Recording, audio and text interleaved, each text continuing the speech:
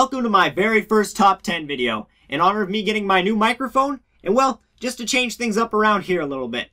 Now, you may be wondering, hey Badman, what kind of top 10 video is this? Well, if you haven't read the title up here, or down here, or wherever the fuck YouTube's choosing to put their titles nowadays, then this is my top 10 favorite video games of all time.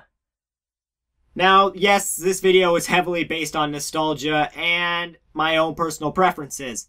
So if a video game you like isn't on this list, or a video game you hate is on this list, then I'm sorry, I'm just not as perfect and pretty as you. But now that our own little talk is done, let's continue on to my top 10. Number 10.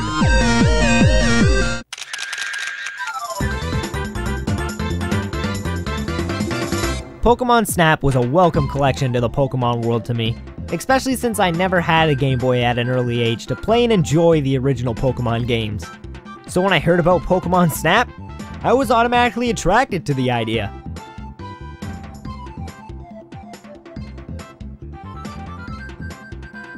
What? Don't judge me. I was only 6. Any Pokemon games seem like the tits. When I first got the game and popped it into my Nintendo 64, I was the happiest kid ever, and boy was I not disappointed. It was everything I thought it would be. P.S. That wasn't hard. I thought it was gonna be a game where you took pictures of Pokemon. What can I say? A 6-year-old's brain isn't hard to impress. There was still so much about the game that I remember till this day in love, from the first beach level to killing a Charmeleon using a volcano. Fuck yeah, killing Pokemon! Holy shit, it's a Charizard! Run! Oh wait, I can't run. God damn it, son of a... One thing I think everyone remembers about this game is when you finally unlocked Rainbow Road. Whether it was by mistake or on purpose, seeing those rainbow colored letters appear on the screen always made my heart skip a beat. You sit up in your chair and you get ready for an epic adventure, because you know that's exactly what's about to happen. And what happens when you get there? You meet the rarest Pokemon of them all, Mew. You throw a few Pester Balls at him and get a good snapshot, and you're done the game. Yes, the game wasn't very long. And now that I'm older, I really see what the game could have been. Like if they made it more like a free roam sandbox game, allowing you to explore the Pokemon world a little bit more. But for my 6-year-old brain, it was a very fun adventure traveling through the land of Pokemon. And isn't that what every young child wants? Number 9. This game was actually a pretty random buy for me during the Steam Summer Sale. I heard some really good reviews from my friends. And by friends, I mean the internet. Because that's the only friend I have. But it's okay. Me and the internet do all kinds of things. See?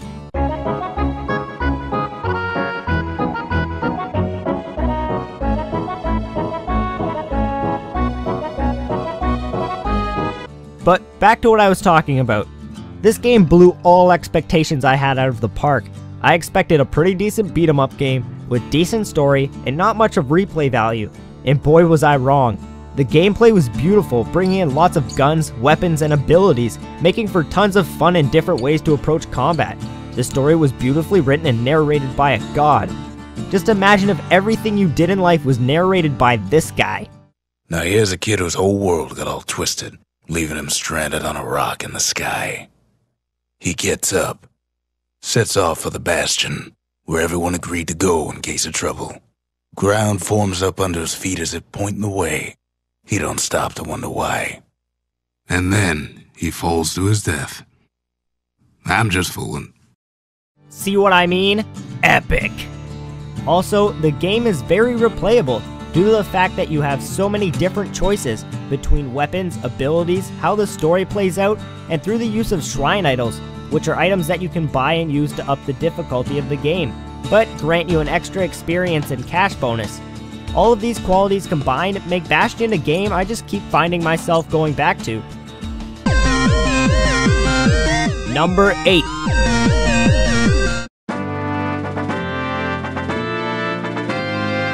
Star Fox 64. What can I say about this game other than I never actually played it as a kid? It was a game I recently decided to play because I knew it was a great game but never got a chance to pick it up. And boy, when I picked it up, was I impressed. Oh my god! There's a fox in this game! But all jokes aside, I had a lot of fun the first time I played the game. It was exciting and well designed. The controls felt great and the speed and pace of the game always had me on my toes, trying to weave and dodge bullets and asteroids, all while trying to help my teammates out and keep them alive. God damn it, Slippy! There was also one other thing about this game that amazed me, but I just can't remember what it was. Oh yeah, I remember now.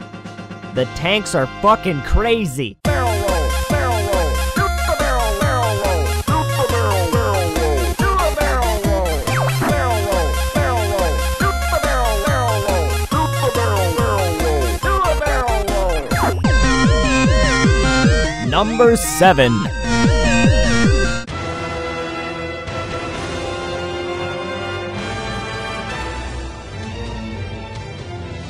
This game. Oh boy, this game. When I first heard about this game, I thought nothing of it, surprisingly. I don't know how I could have thought nothing of it. It's a game where you fight giant monsters. And well, that's pretty cool in my book. Just take a look at some of this awesome fighting action. Yeah! Yeah! Yeah! Oh yeah! See what I mean? Epic! Just the feeling of climbing a monster that's 120 feet tall makes you feel like a real boss. But then the game decides to throw you a curveball and makes you feel like a complete asshole. But I'll leave that for a different video. Number 6.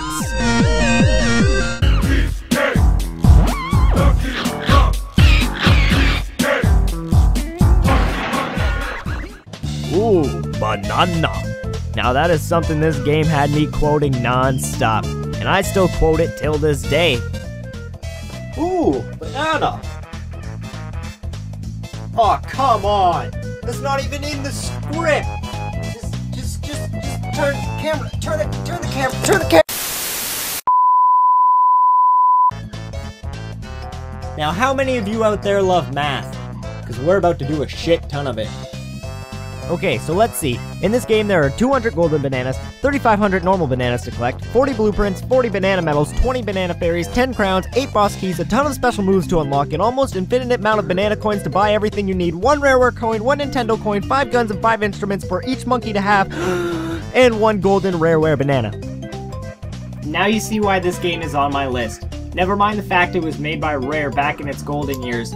But there's just so much to do and collect in this game. And trust me, I would know. I did it all.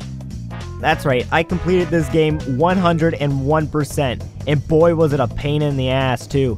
With some of the buggy mini games that never really wanted to work, to finding that one banana on each level that was hidden in the most obvious spot right in my face, but still somehow not being able to see it. And I still came on top and dominated this game. And that's why it's number 6 on my list. Number 5. And here we are at the halfway point. And who is that in the distance? Is that a piece of paper? Oh, it is! It's Paper Mario! Yes, Paper Mario. How this game will forever hold a fondness in my heart. When I grew up, and still to this day, I wasn't a big fan of RPGs.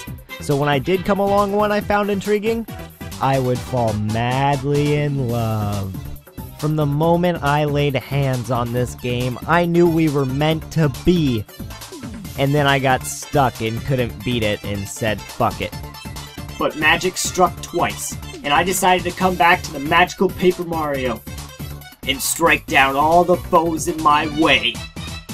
That also makes this the first RPG I ever beat as a kid, giving me all the nostalgia for the win. Number 4.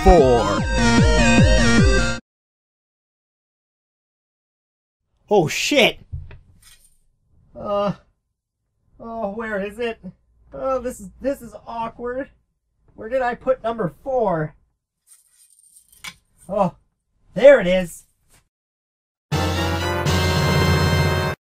Kingdom Hearts is one of the weirdest games I could say I've ever had the pleasure of playing. Think about it. In what other game can you team up with Disney characters and Final Fantasy characters to fight evil shadows that steal the hearts of other Disney and Final Fantasy people?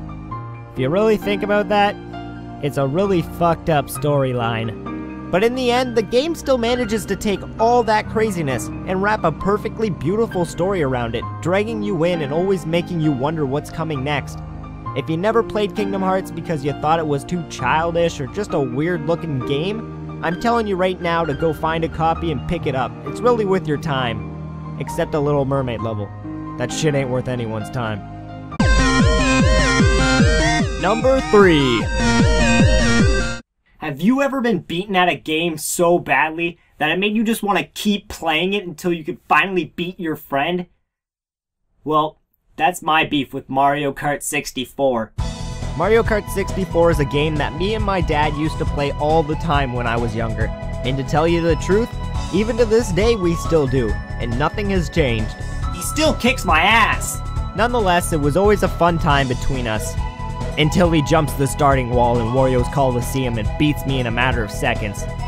This wasn't the only trick he knew for beating racetracks super quick, but Wario's Coliseum was definitely the main one.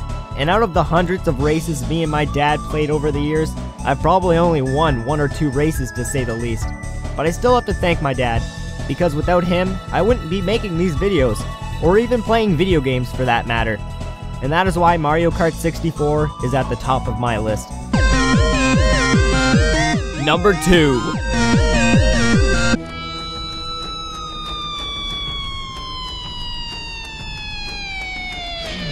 Oh, I can see where this is going. I can see the flame mail coming from 20 miles away. But yes, Halo 2 is my second favorite game of all time. Hell, I own every Halo game to date. The amount of time I put into playing Halo 2 is probably way too much. And that's saying a lot since I didn't have Xbox Live when the game was first released. Me and my friends spent hours finding glitches and ways to get out of maps and tons of other fun stuff. But definitely the biggest and best part of this game was finding the Scarab gun and getting to use it for the first time. Now that thing made you feel like a god, and was definitely worth the hours of patience, rage quits, and fun times with my friends. Are you guys ready to see what my number 1 favorite game is? Well, if you're not, that's too bad. Off to number 1! It's me, number 1!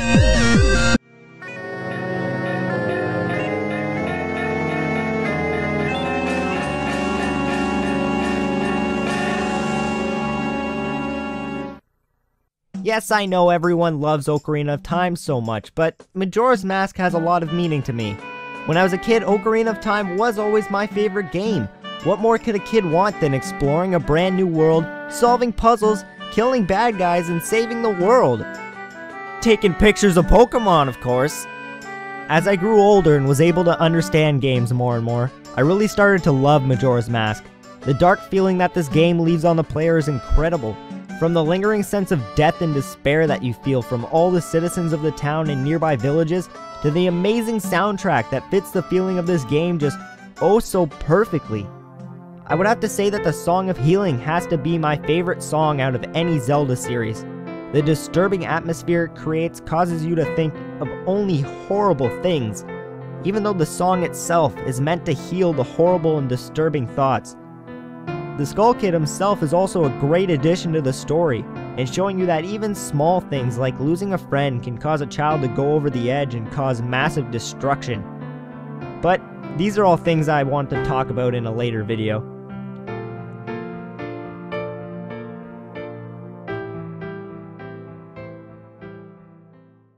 What also adds to all of that is the fact that Majora's Mask was the first game that I myself took a deep look into, making it a really important game for me, and the main reason I started making these videos in the first place. But with that, I end this video, and I hope you come back for more of me and my reviews. But until then, I hope you have more great adventures, and I hope they're just as great as mine have been.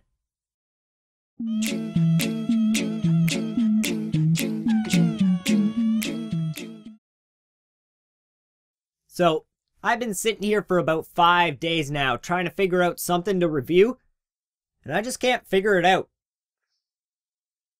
But, you know what? Let's take a look around and see if I can find any games. I wonder if I kicked anything under here. Let's give a look. Oh look, it's Wind Waker! I remember this game.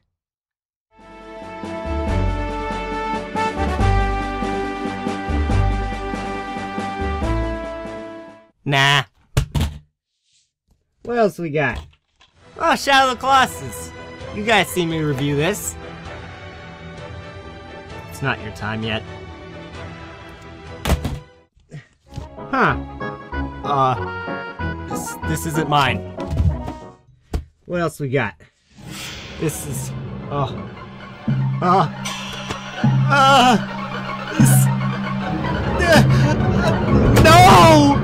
There's nothing to review! Who the fuck threw... Oh, look, it's Crash Twinsanity. This game is pretty good. Man, this was actually a real... Whoa.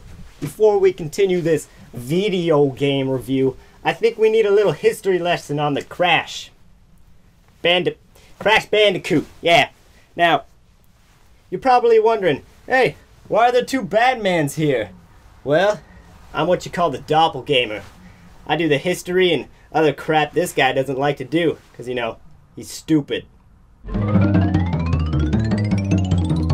Now you see, back in the golden days, when games like all of these were coming out of the wazoo, the PlayStation was just finding its ground, and it needed its own mascot to compete with this guy.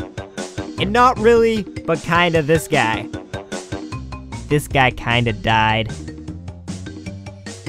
So what did the PlayStation give beautiful, sexy birth to? Well, the Crash Bandicoot, of course. With his epic first game and multiple sequels on the way, he was a force to be reckoned with. But then one fateful day, the developers of Crash, known only as the Naughty Dogs, lost their rights to Crash and had to move on to bigger and better things. All hope was lost for the Crash, till Traveler's Tales picked up Crash and pooped out another game called The Wrath of Cortex. And damn, they sure did poop out that game because it was a piece of shit.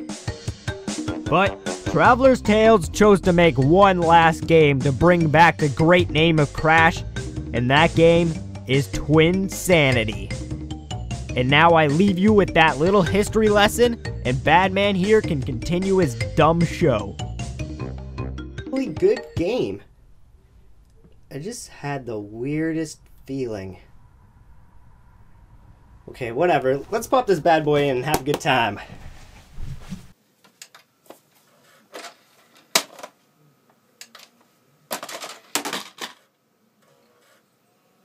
Twinsanity, just like all the other Crash games beforehand, starts off right where the last game finished. Cortex is floating toward an island, frozen a block of ice. And guess who just happens to live on this island? Our good old friend Crash. So Cortex hatches a plan to get revenge on Crash and pretends to be Crash's sister. And... What? Wait, oh my god, what is that?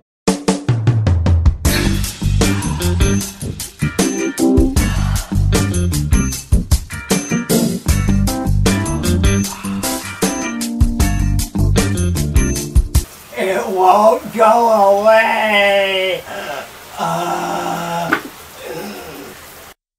Okay, so now that that horrific image is out of my head, let's take a gander at the game, shall we?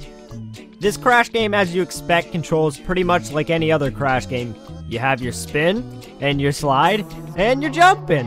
But there is one major change to the gameplay compared to the predecessors, and that is this game is a fucking free roaming. Look at that, I can go anywhere.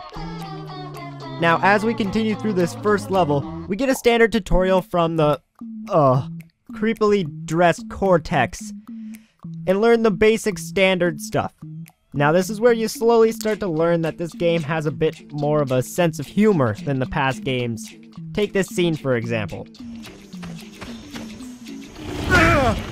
I'm okay. The spikes broke my fall. I just couldn't help chuckle a bit the first time I heard that line. So, we continue following Cortex and he finally leads us to this dead end, revealing his plan to end Crash once and for all. Obviously his plan sucks and you kick his ass. And this is where the actual Twinsanity comes into the game. Get it? Twinsanity? After a very long fight down a mine shaft and a few spankings later,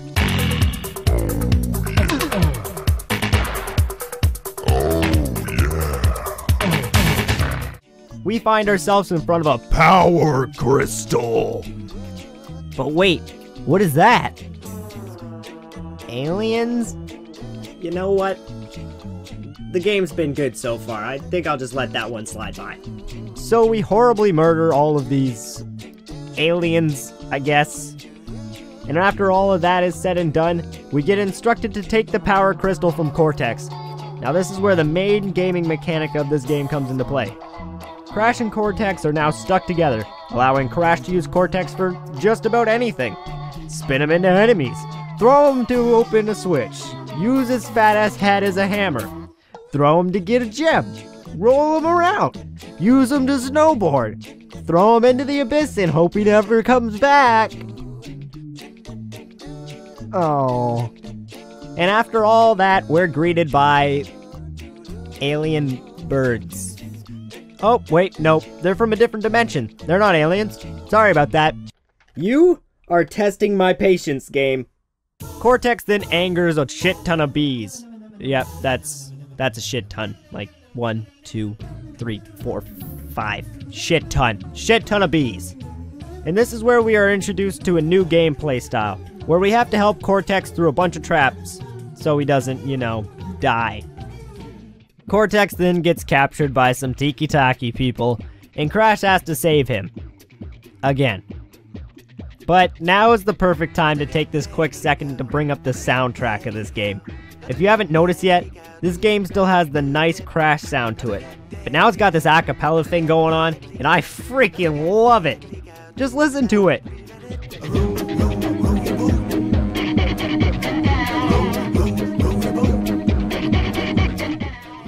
It's so cool!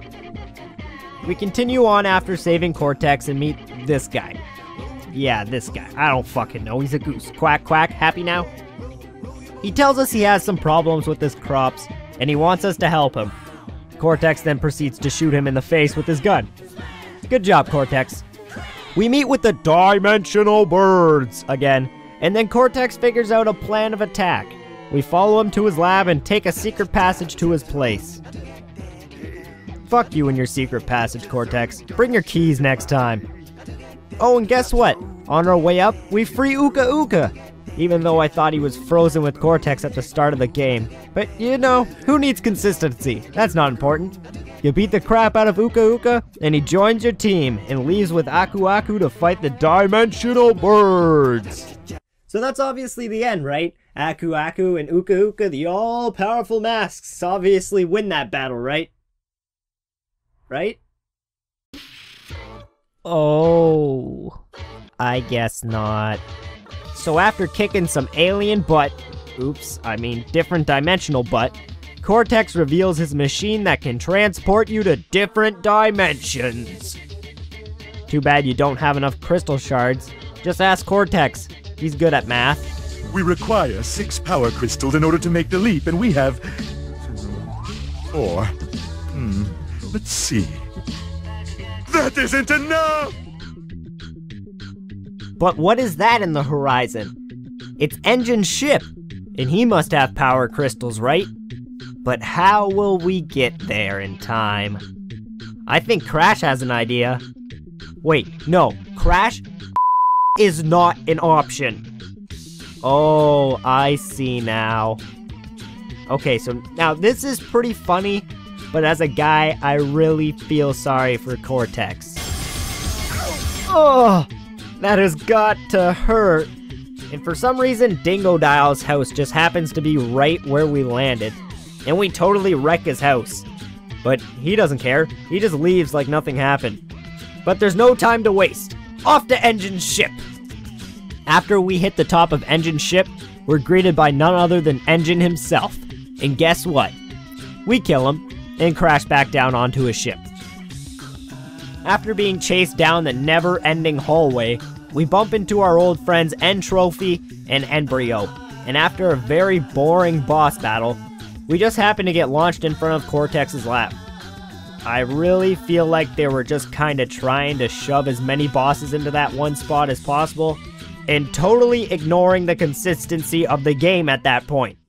But we get back to Cortex's lab, and whoa, wait a minute. Didn't Cortex freeze her at the start of the game? And that opens up more questions. How did she get unfrozen? Does that mean everyone Cortex shoots just gets unfrozen? Because that doesn't seem too evil to me, Mr. Dr. Evil. And lastly, how the fuck did she find us on this giant iceberg in the middle of nowhere? But that's okay, because Cortex just shoots her again after she somehow ruins our crystals we just got. Guess what that means? Better go find more crystals. And Cortex has the perfect plan. Go bug his niece for some, because I guess all little girls have a supply of all-powerful crystals. Cortex lets us take a ride there on his magical blimp of horror. And when we get there, we get our first glimpses of where Cortex went to school. Very fitting. But I'm not surprised in the least. The whole game has a great atmosphere to it, and really nailed down all the looks for the levels. We continue running through the school until we meet up with Dingodile. Oh yeah, that's cool. Just throw him in now. What happened to him way back when we crashed into his house? And why for the love of God is he in the sewers of this school? It just makes no sense. But this game kind of lacks consistency anyways, so why am I even bothering? But the fight with Dingodile does make up for this. Seeing as he is the most fun and challenging boss in the whole game, I died multiple times trying to beat him, and it never got frustrating. It was just fun, and the music for his battle is just perfect. After you defeat Dingo and run around the school a bit more, you finally meet up with Cortex's niece. I guess Cortex did some creepy experiments on her too. And then we're treated with the ability to play as Nina, and I'm not gonna lie, I really love this part. It feels right at home in the crash scene, and it doesn't feel out of place at all. If anything, this just makes me want to see more of her in a later game. As we're running around with Nina, we find out that Crash, you know, being Crash and all, tied the blimp down to a bus. Don't ask me how we managed that, but now the blimp is floating away, and we have to catch up to it, while, you know, it's also trying to kill us. You run through the school some more, at this point getting really repetitive, and fight one more boss as Cortex. And you finally get to the blimp and head back to Cortex's lab. On the way back, the game reveals the epic plot twist that the birds were actually Cortex's pets, and he sent them to the 10th dimension in a freak experimental accident. After we get back, Cortex is finally capable of getting his machine up and running, and we're sent to the 10th dimension. When we get there, we are introduced to Evil Crash, who steals Nina, which doesn't last too long, as Cortex tells Evil Crash to take him instead, which he then proceeds to do. After another scene of helping Cortex avoid traps, you reach the secret lair of the evil birds and fight your way through. And by fight, I mean more like platform your way through. After a shit ton of jumping puzzles, you reach the final room and enter into the final boss fight. After a few funny jokes from Cortex, you're thrown into battle with the birds. After they somehow do this. Yeah, don't ask me. They're from a different dimension. They do what they want. This boss makes you use all the skills you've learned to take them down, by using all three characters, from Nina's grappling hook to using Cortex's zappy gun. To holy shit! Okay, never mind. I guess Crash is too cool for normal fighting. He just gets a giant mech shit out of the birds. The ending of the game isn't much to be impressed by. The birds just end up at evil Crash Bandicoot's house and he eats them? Give me a second. Yep. E for everyone. Because, you know, things getting eaten alive is totally child-friendly. More like E for evil. See? Get what I did there? What? I thought it was funny. Fuck you, I don't have to be funny. Oh, you want to know what happens to Crash and Cortex? They become best friends and live happily ever after. Nah. Cortex tries to send Crash away, and he fails again, sending himself into Crash's brain instead. I guess Crash's brain looks like this. Poor Cortex. So here we are approaching the end of my video, and I guess I should give you a quick rundown of things. If you like Crash Bandicoot, go buy the game. If you don't like Crash Bandicoot, don't buy the game. Also, if you want a rating, 7 out of 10 of these things. Whatever these are. Yeah. You want to know why? Why I put 7 out of 10? Well, fuck you, that's why. And, I'm gonna go do stuff. Bye.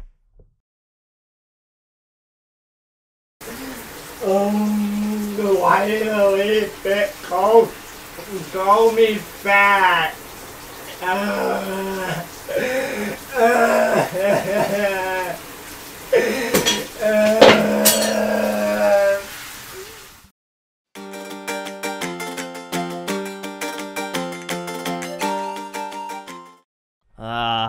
A new dawn, a new day. And what better way to start off the morning than with some good old gaming news? Whoa. Whoa. Whoa. What is this? An HD Wind Waker remake for the Wii U? This is a joyous event. But how shall we celebrate it?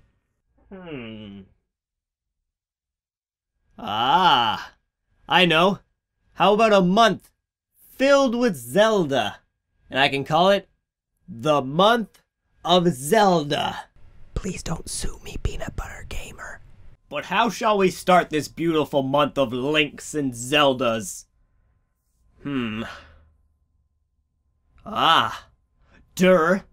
What better way to celebrate the HD Wind Waker remake than playing the original game? I can see it now.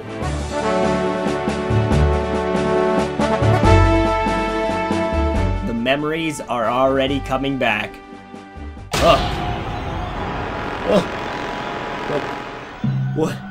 What was that? Whatever.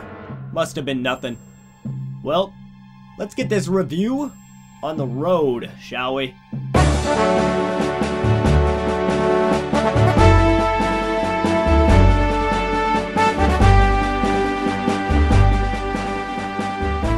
Bam! Zelda! Yeah! Title screens and intros. And what Zelda game doesn't have them? You know what else every Zelda game has? The ability to let you name your character. But what are we gonna name them? Oh my god. I know. Ganon! Yeah, let's name him Ganon. Cause you know, that won't cause some confusion later into the game. Alright, let's get down to the breaking down of the video. Yeah! The story!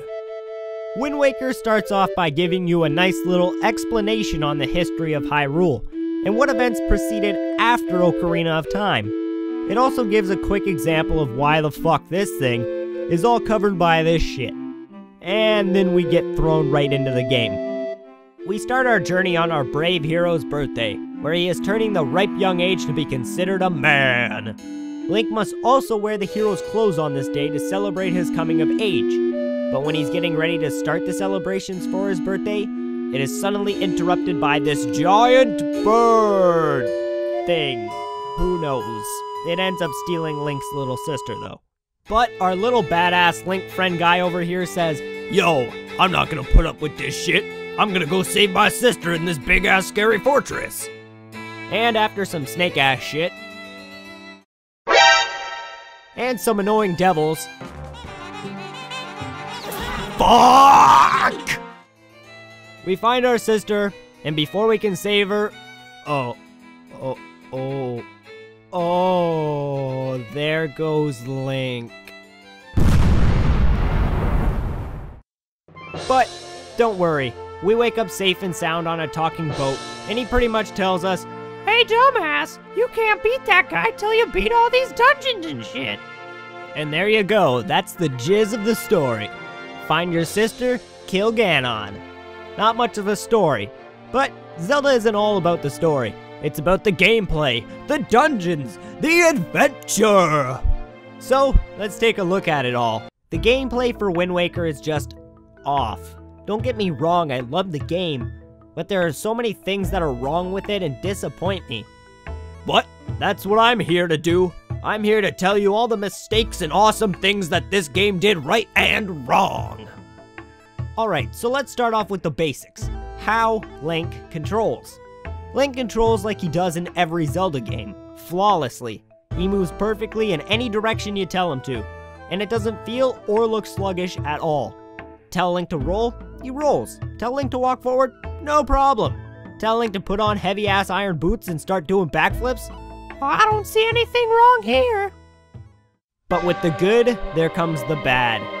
And the camera in this game is the baddest it could be. You really think after 2 other 3D Zelda games, they would have had this whole third-person camera thing figured out by now. But I guess not. I can't even start to explain the amount of times I died, fell, or just got lost due to the camera. But I don't know. Maybe it's just my crappy GameCube controller that caused the problem. Now, on the other hand, the lock-on system has been very much improved, making it a lot easier to follow enemies around or lock onto multiple enemies one after another, keeping the pace of the game really fast and in your face. It also really makes it feel like anytime you get hit, it really was your fault and not the game's. So control-wise, the game feels great. Yes, there are some small faults here and there, but in general, it feels good. But control isn't everything. You need some gameplay in your game too. Because, you know, that's what games are for you to play. The game. Gameplay. Gameplay! Look at it. Look at it! It's awesome, it's adventurous, it's awesome! What? Something's coming back to me. No. Oh god, no. Not Tingle. Not Tingle! And this is where the game disappoints me. This is where I'm gonna start letting out all of my rage. This is where you're going to see everything this game has done to make me despise playing Wind Waker. Tingle and the Triforce, in my eyes, but maybe not all of your eyes, but in my eyes, in my opinion, this is just padding for this game. The constant searching for Triforce maps, and then having to search and scavenge around the giant world map to find a total of 3,184 rupees to pay for Tingle to decipher the maps for you, just so you can go around to search for the actual Triforce pieces, is just plain old padding bullshit. Oh, and if you agree with me about how the Triforce part of the game was bad, just be happy that you didn't have the Japanese release, because they got it even worse. The search for the Triforce charts were even more tedious. For example, to get one of the charts, you had to find a chart that led to a chart, that led you to another chart, that led you to another chart, that finally led you to the actual Triforce chart. The last problem I have with the game is the lack of dungeons.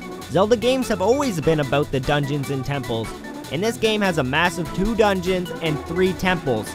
This is not including Ganon's Tower or any side quests. So let's take a deeper look into this. Ocarina of Time had 3 dungeons and 5 temples, making a total of 8, almost twice as much as Wind Waker. Yes, Majora's Mask only had 4 temples, but Majora's Mask is really based on the Mask side questing. And I guess Wind Waker's giant map and exploration can make up for this lack of temples, but in my mind, Wind Waker's side quests just aren't fun or worth the effort. Plus, there's a whole other overworld under the water that they could have expanded and used to add more temples and other cool things, instead of just being used as a short, boring path to Ganon's Tower. The dungeons themselves, though, were actually really fun, and the puzzles were really challenging, so I did find myself having quite a good old time while in the dungeons. Except a few parts on the levels where you had to escort the sages. But what got on my nerves the most was the bosses in this game. Almost every single one of them is a cut and paste boss. Here, just take a look. Goma is equal to Goma. Kale Demos is equal to Baranat. Gondan is equal to Bongo Bongo. And Malgira is equal to Marfa. Yes, there are some minor differences in these bosses, but come on. I would like some originality to my boss fights. I'm not going to lie to you though. The final boss, who is obviously Ganon. No, not that Ganon. This Ganon. Fuck, why did I name Link Ganon? Most confusing story ever. Anyways, back on track. In this game, Ganon has many new forms if you count his puppet counterpart he's controlling, which varies from a giant Ganon, a giant spider, and a giant worm snake thing. And last but obviously not least is Ganon himself. Now I'm going to go out and say that this is one of my favorite fights with Ganon in any Zelda game. The fight is set up so perfectly and brilliantly, you can't help but get sucked right into it. When you finally get to the top of the tower and meet Ganon face to face, he starts off with a beautiful speech that actually has you feeling somewhat sorry for him.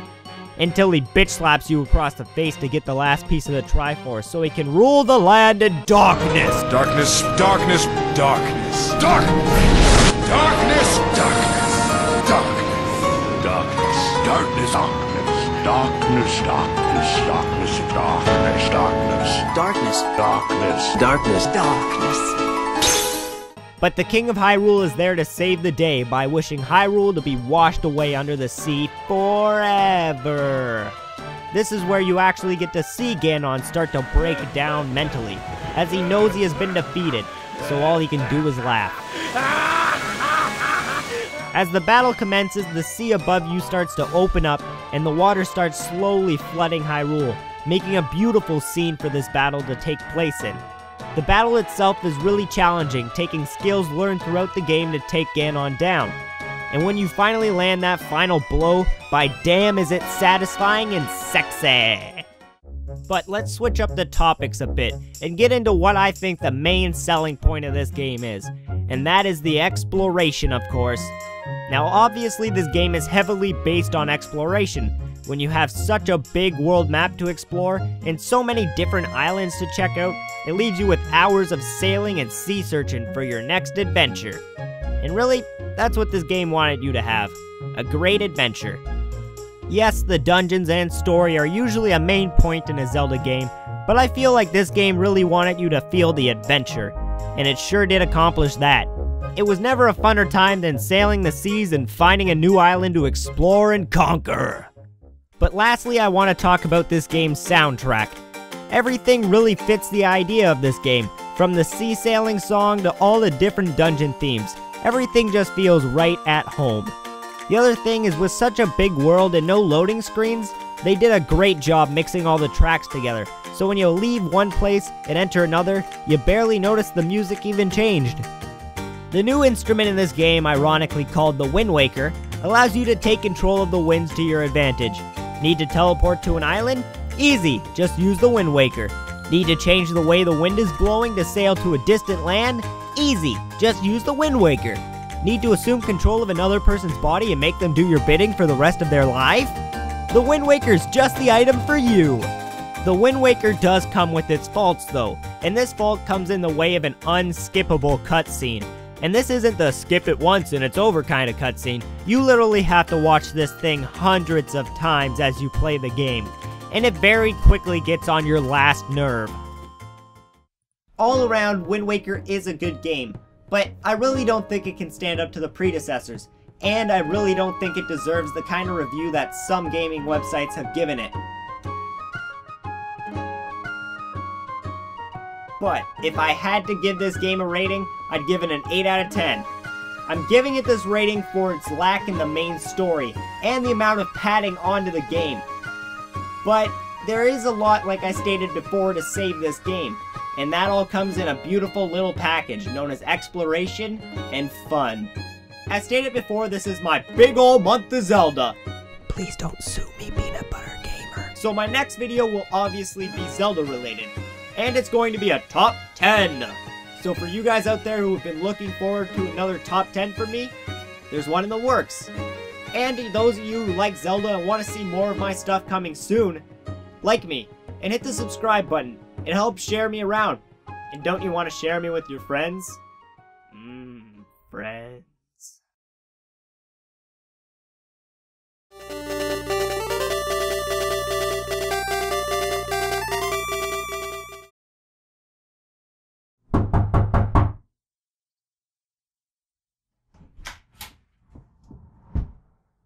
Badman?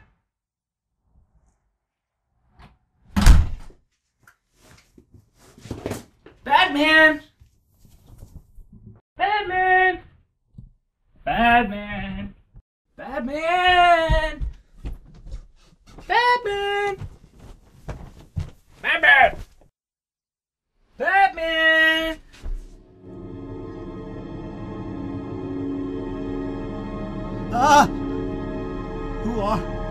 Who are you? It's Justin, your best friend.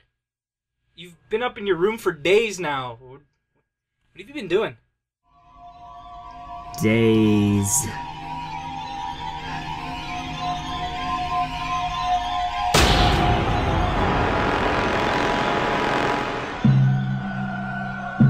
Badman!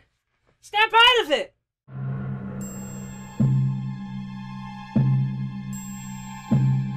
You came just in time, stranger. I'm not a stranger. I live next door. I'm Justin. Best friend, Justin. And what am I just in time for? My top 10. I did it for the fans. I think I have a problem, stranger. The music. It won't stop playing in my head.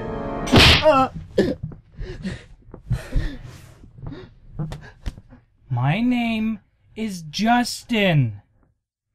Come on, Batman. I'll help you out. It's gonna be okay. Okay. Welcome to my second video this month in my big ol' month of Zelda. I'd just like to introduce my friend Justin here and thank him for pulling me out of the pits of hell. Because if it wasn't for him, well, there might not be a video this week. Or there might not be a video ever again. Or maybe I'm just being nice to him to make him seem cool.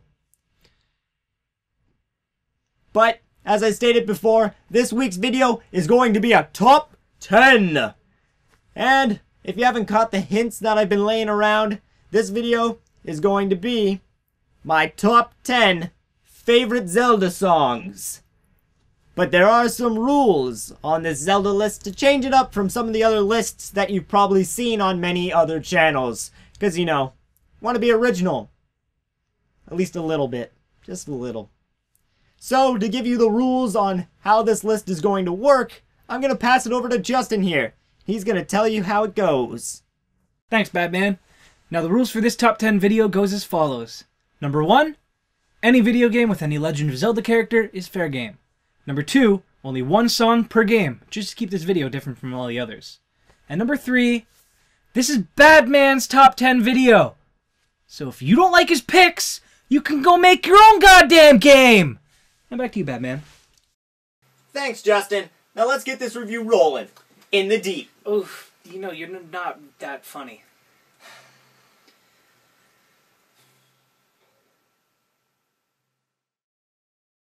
I invite you into my house.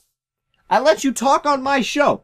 And this is the way you treat me. You know, I came here to help you. I'll let you know that I was born in the War of 2072. It's still only 2013. And my grandpappy, he taught me the ancient martial arts of second to cook. That's not even real martial arts. And I'm not afraid to use it.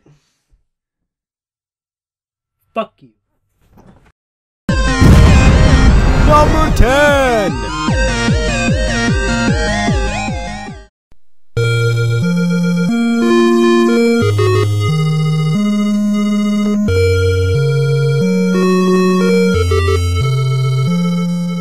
Well, what a better way to start off a top 10 than with the original song that started off the whole franchise. This song is the definition of Zelda. It screams adventure. You could put this song on at any public place and some random guy would come up to you all like, "Hey, isn't that Zelda song from that Zelda game?" And you're gonna be all like, "Fuck yeah, it is!" But seriously, this song will be remembered in everyone's hearts as a Zelda classic.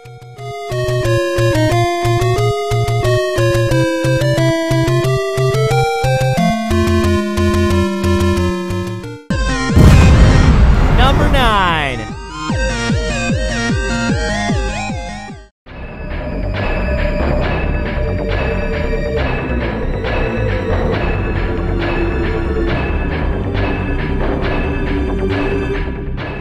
So just imagine, you're just a normal guy, walking down the street, minding your own business, when all of a sudden you step in a big-ass puddle, and... Oh my god, don't kill me! Oh, what is that thing? Where did you come from? Yup, that pretty much sums up my feelings for this song. I know a lot of people have mixed feelings on the Skyward Sword soundtrack. Half the people think it's awesome with great memorable songs, and some people all around hate it and want the music style back to the original. Me though, I love the soundtrack, and I had some trouble picking out what song I would put at the top of my Skyward Sword list. And this song trumped them all.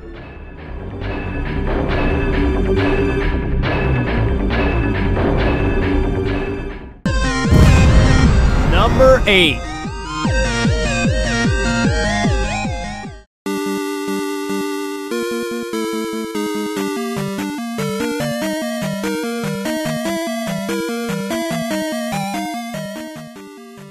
Fuck this game. It still stands as one of the only Zelda games I can't beat. But even though I'm pissed at this game for being so goddamn hard, I still love the palace music. When I first played this game and entered the first palace, I was like, "Aw, yeah! Yeah, this is freaking awesome! I could have a disco in here!" And man, that's what I did.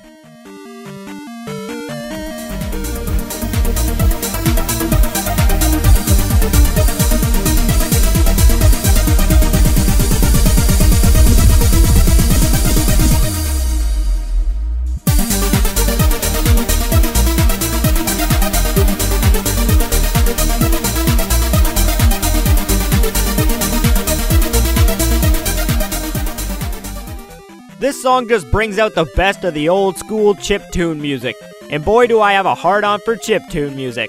So obviously, this song has to be on my list. But Badman, there are so many other great chiptune songs for the Game Boy games. Why didn't you choose any of those ones?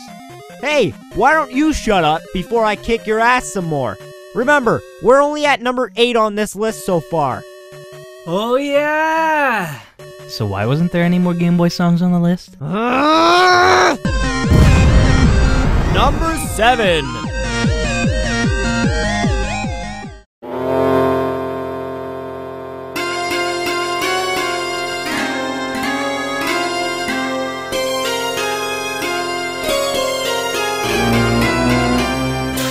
Want to hear what I think of Spirit Tracks? It sucks dick. But not just normal dick, we're talking like giant horse dick. I have such a huge hate for this game, and it's not just because of the stupid train thing that everyone else hates on it for. It's because of so many other flaws in the game design.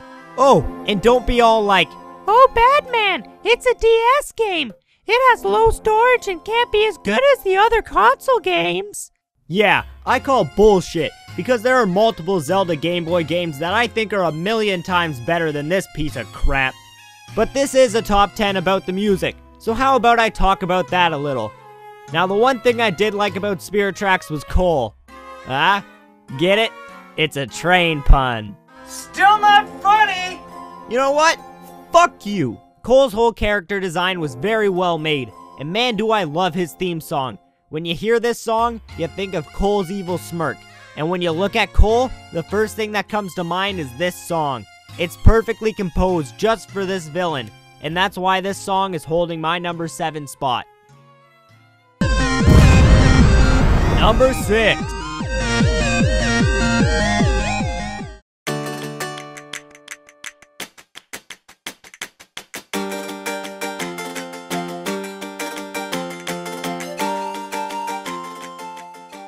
Wind Waker! I did a review on this game, so you already know my stance on this game's music. Next! But why'd you pick this song out of all the other songs you could have picked? You are really making me work extra hard on this video, aren't you? Yeah. Okay, well this is actually my favorite song in Wind Waker, mostly because of the mix of the wind instruments and the cha-cha-chas in the background. I love those little cha-cha things. Also, if you didn't notice, when I made my Wind Waker review and talked about the soundtrack, I purposely used this song during that part because of how this song fits the game so well. You can take this song and put it almost anywhere in Wind Waker, and it fits perfectly.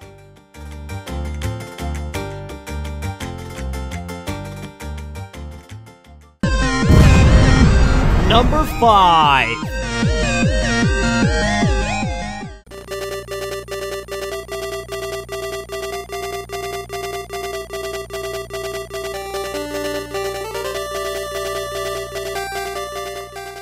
Oh, what's this, Justin? A Game Boy game?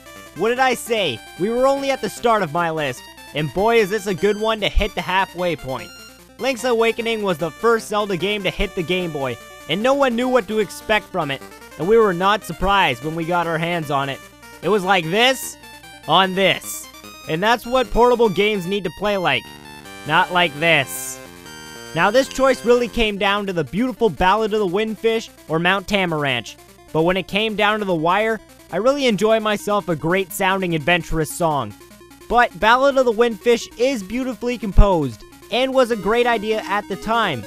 But to me, it just kind of sounded awkward, and Final Fantasy VI did it a lot better with Area de Miso Character. I don't fucking care if I pronounce that wrong. So Mount Tamaranch makes it into the list by the slip of a hair. I think you got that saying wrong, Badman. Hey, my show, my saying. Next! But Next! Number 4.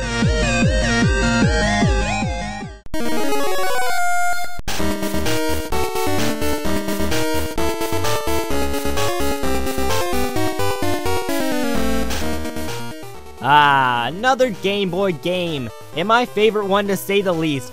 This was back when Zelda tried to take the Pokemon route and make 2 games, which made for a really long, great adventure, while being able to trade and mix things up with friends.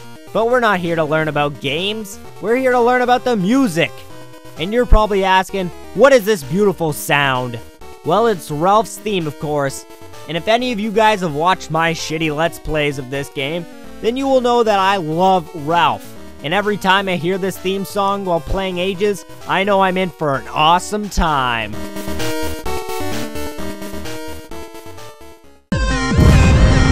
Number 3.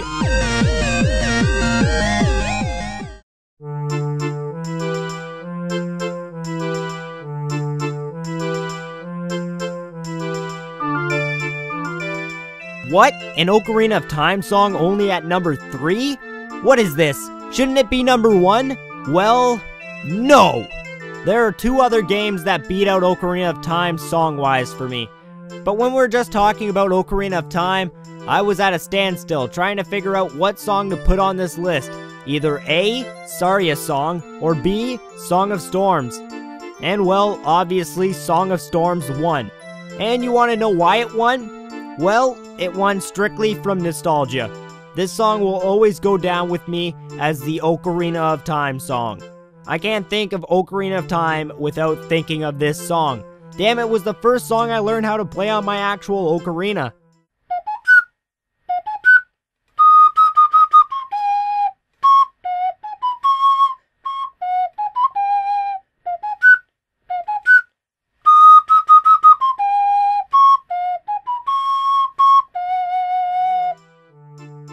And fucking with the windmill guy was always fun.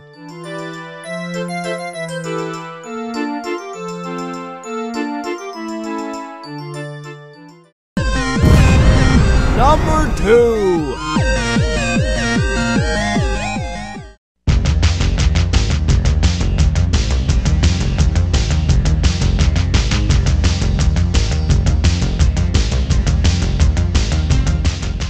Oh my god.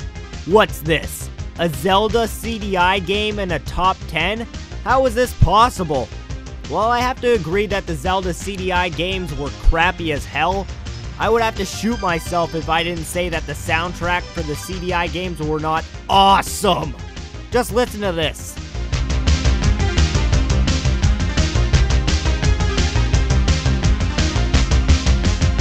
You can't sit there and tell me that this song doesn't sound epic and awesome.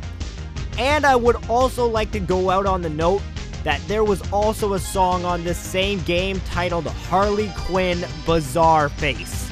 I was thinking of putting that song here just because of the name, and because it was also a pretty awesome song. I'll post a link in the description if you'd like to check it out.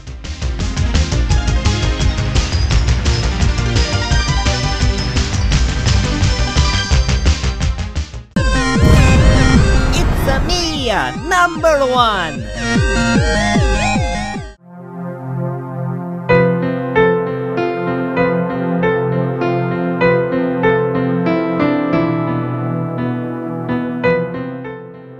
To any of you who saw this coming, I now know you are a true fan. I mentioned this song briefly in my first video, stating that it was my favorite Zelda song, so it was very obviously going to be here. But to the people who didn't see my first video, here's my explanation to why this is my favorite Zelda song.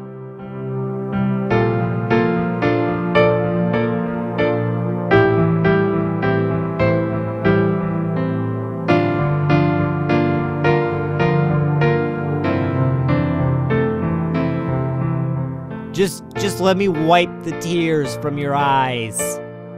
Any game that can make a song so emotionally strong has to have the right to be on my top 10 list.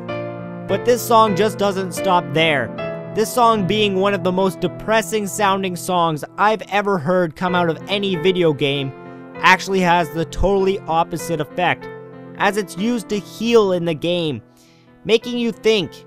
And thinking is one thing Majora's Mask has brought to a lot of fans. It's a game that can expand the imagination. And that was my top 10 favorite Zelda songs. Now I do have one more Zelda video planned for this month. I just hope to get it out by the end of this month. And I also like to thank my friend Justin here for being in my video and helping me record it. So, got anything to say to the fans, Justin? Well, I just wanted to thank you for letting me be in the video, and to all of you Badman viewers out there, I was the one that threw the Bandicoot case. Yeah. Badman counter? Probably about like 30 after today. I've slapped him so many times. And again, thanks for letting me slap you. Anytime. I'd also like to give a big thanks out to Did You Know Gaming and to my new recent subscribers. If any of my old viewers didn't notice, I boosted from like 300 subscribers to like 800 in the past like 3 days before I made this video. And it's awesome. I'm loving it right now, and I'm glad I can constantly put out new videos for you guys to enjoy and just watch. And I plan to make more in the future. So if you have any games or top 10s or any ideas, post them in the comments. I'll take a look at them, jot them down, and definitely take notes of them. I look at almost all the comments, and I take great care into acknowledging all of your advice. I really appreciate the fans, and they really help me grow. So, with that, I thank you. I thank you for being my fans, and I thank you for sticking around with me for so long. I've been making videos for like 5 years now, and well, it's been a good trip, and I'm glad it's finally going somewhere. So until next time, I'll see ya.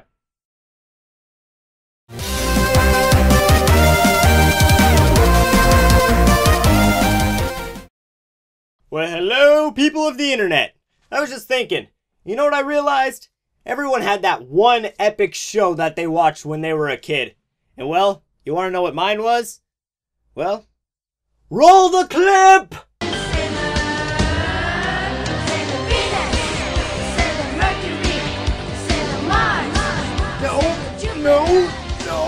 No!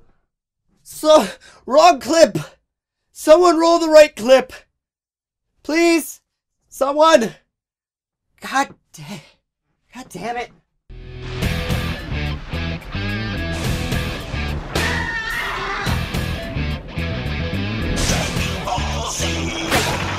Dragon Ball Z is often considered the most famous anime ever made, and for rightful reasons. Great plot, rememberable characters, and big buff men fighting half naked.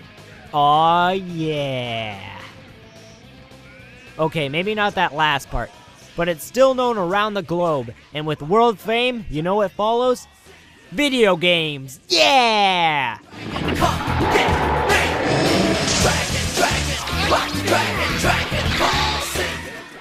Dragon Ball Z had a million fighting games, and they are remade over and over and over again. It's kind of getting like the Call of Duty franchise, if you know what I mean. So what everyone wondered was, when were we going to get an actual Dragon Ball Z game that A, wasn't a fighter, and B, followed the story of the TV show? And guess what was released? No! No! You go home! No one loves you! Yeah, that's right. Go home. Good. Now, what was released was a trilogy of beauty. Bam! Bam! Kabam! But today, we're just going to talk about this guy here, and why he's so different from the rest of the Dragon Ball Z games. So, let's take this game to school. The story.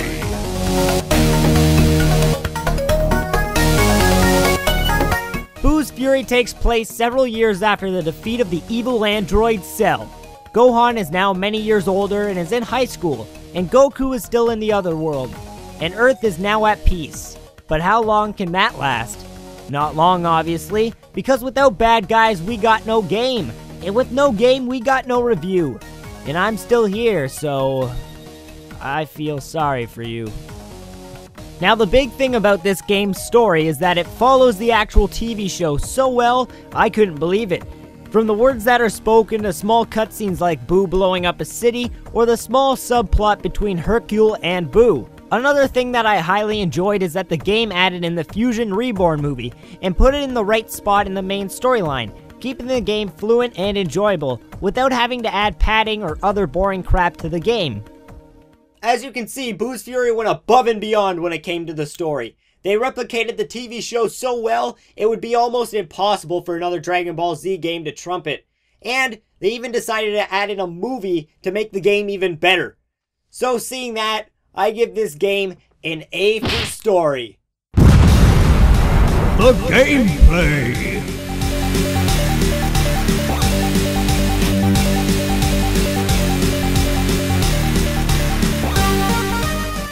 Now you must be asking yourself, if this isn't a fighting game like all the other games, how does this one play? And I would reply with, Sit your fucking ass down and I'll explain it to you.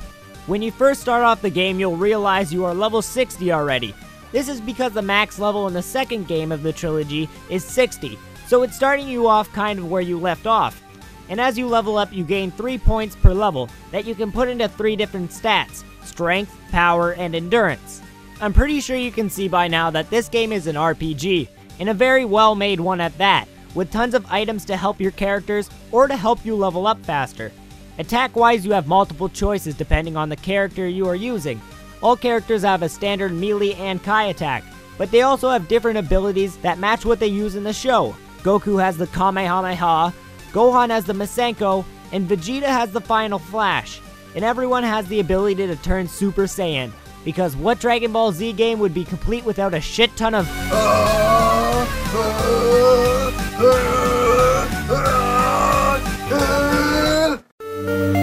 There are a lot of different types of enemies in this game, keeping it interesting. Plus there are a ton of bosses, all from the actual TV show, making for a lot of memorable epic battles. Well, actually the bosses are the one thing in this game I had a problem with, seeing as most of them are super easy and can be locked into a corner just to get punched in the face non-stop. The last thing I want to bring up is the ability this game has to keep you playing, even after the main story is finished, since there are a bunch of secret items to find, like the Z exhibit and Hercule exhibit items to find and collect, which once all collected unlock the mighty Gogeta fusion. There are also high level areas you can't get into until you level your characters up to a much higher level, So even after beating the game, there's still plenty of things for you to do to keep having fun with the game. The gameplay in this game is top-notch, with great fighting mechanics and a leveling system that can keep you playing for hours on end. The controls can be a little touchy at times and off, so I'm going to give the gameplay for this game a B+. The quality!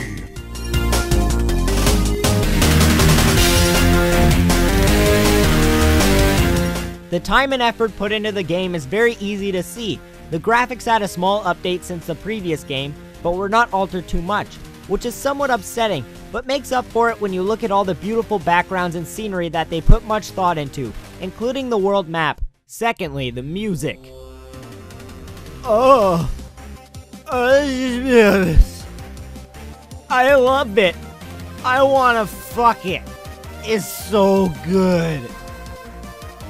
If you haven't noticed before, music is a big part of a game for me. I can be turned off from a game just because of a bad musical score, and this game has such a perfect soundtrack. I was crying with joy just listening to it. That intro music just makes me want to dance whenever I hear it.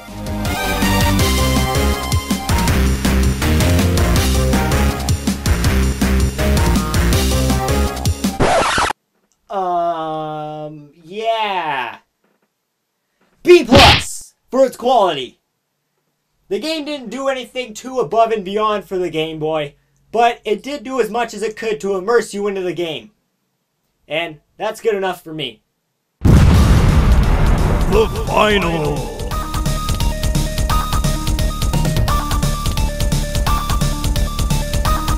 The final moments of this game are surprisingly well done, since the final boss, Kid Buu, is actually very hard, and I found myself having to use a lot of my items to beat him, since you can't just lock him in a corner and beat the shit out of him like a schoolyard bully. The ending cutscene pretty much follows exactly like the TV show. How surprising is that, seeing as the rest of the game is almost word for word like the TV show. The final for this game does give a lot, with a great boss battle and a lot of replayability. So seeing that, I'm going to give this game's final an A-. Now comes the fun part. Let's take a look back at some of the grades this game has received so far. Not too bad, not too bad. But what shall the overall grade for this game be? Drum roll, please! And the final grade for Dragon Ball Z Boost Fury is an A-. Damn, that's a high score. But this game deserves that shit. I can spend hours on end playing this game and grinding to level up. And this is coming from someone who hates having to grind in a game. So, if you like Dragon Ball Z, this is definitely a game to add to your collection. And if you don't know what Dragon Ball Z is, then pick this game the fuck up anyways because it's awesome. I'm Badman, and I take games to school.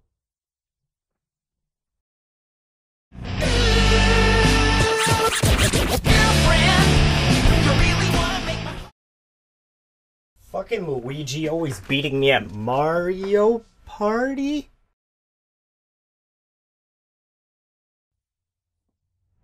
You! Who are you? I am the god of metal, and you, sir, have been ignoring your metal heritage. What are you talking about? I still listen to metal all the time, and I still wear my band shirts. You can see them in some of my reviews. Yes, but you constantly talk about music in your reviews, but not once have you talked about your love for the metal. How can I talk about metal in a video game review? It's just not possible. Well, you better figure out something soon, because if there isn't metal in your next review, I will have to banish you to the pits of pop hell. No! You can't send me there. They make you listen to horrible things. So horrible, I can't even begin talking about them. Then if you wish to stay in this loving realm, you will heed my warning and stay true to your metal heritage.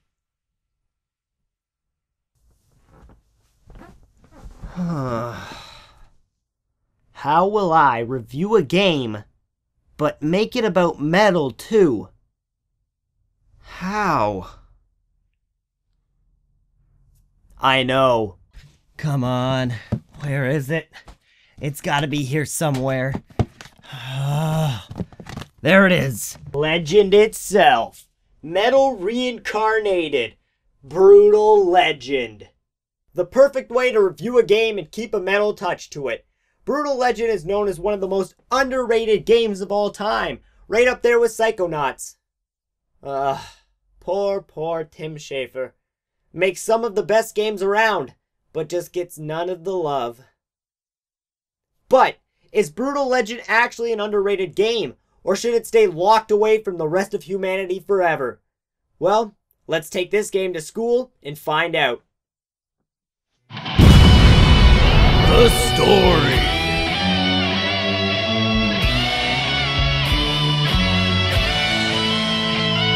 Let me introduce you to Eddie Riggs, the main character of this game, voice acted by Jack Black, and sadly, the roadie for the worst metal band ever. Oh, what? You want to hear what the worst metal band ever sounds like? Okay, but don't blame me when you wish you never did.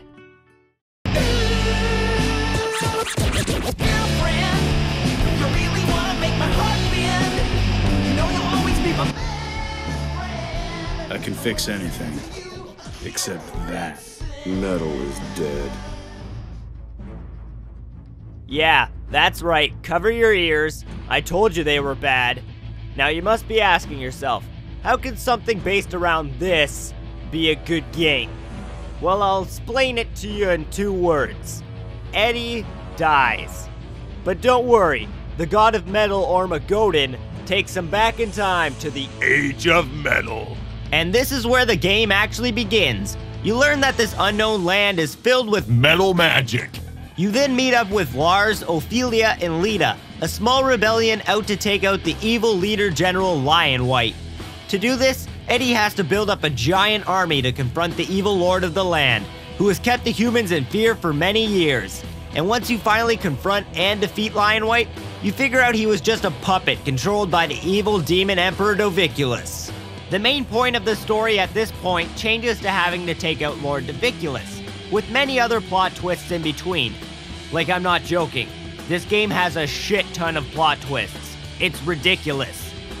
But they're all so well delivered, you're always left speechless and at awe after each one, making you just want to keep playing the game even more. But I'll leave talking about those plot twists for the finals so I don't spoil anything for you guys. Now, the story for this game is well put together, with a great plot and great characters. So, I'm gonna give the story for this game a B+. The gameplay.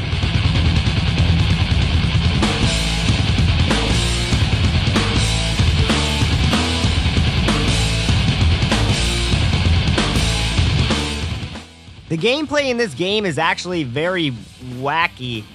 When you first start playing, you think it'll obviously be a hack and slash game, maybe like God of War, and you would be almost right. When you first start up the game, it looks that way. You're introduced to the Separator, your trusty battle axe, and Deuce, your electric slinging pyro making guitar. And you use these 2 items to kill all the foes in your way. But that isn't all this game is about. You get a whole giant world to explore, and to do this, you get the Deuce, Eddie's self-built hot rod. And scattered around the world are statues, viewpoints, and side quests for you to find that give you extra fire tributes, which can be used at Motor Forges to purchase upgrades for your guitar, axe, and hot rod. These upgrades can make your weapons stronger or add special abilities to them, like making it so your axe absorbs enemies' health, giving you multiple options when you enter a battle.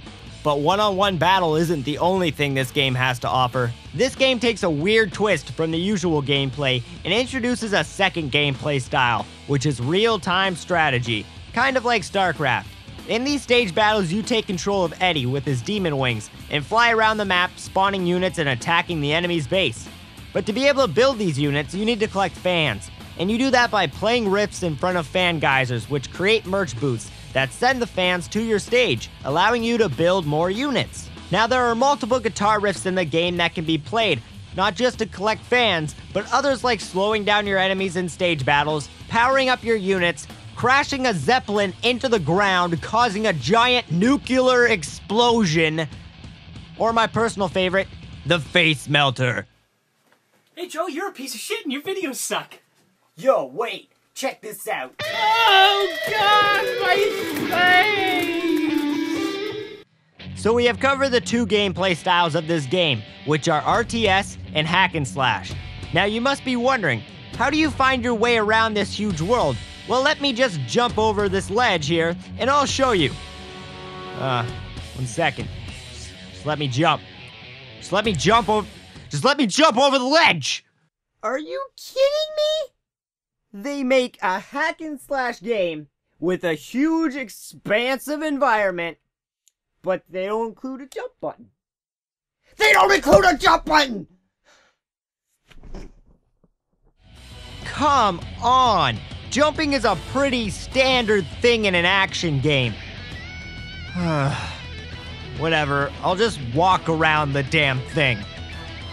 Now, the waypoint system in the game is very cool with its design, but it's very hard to follow at some points, since a giant beam appears in the sky from spotlights.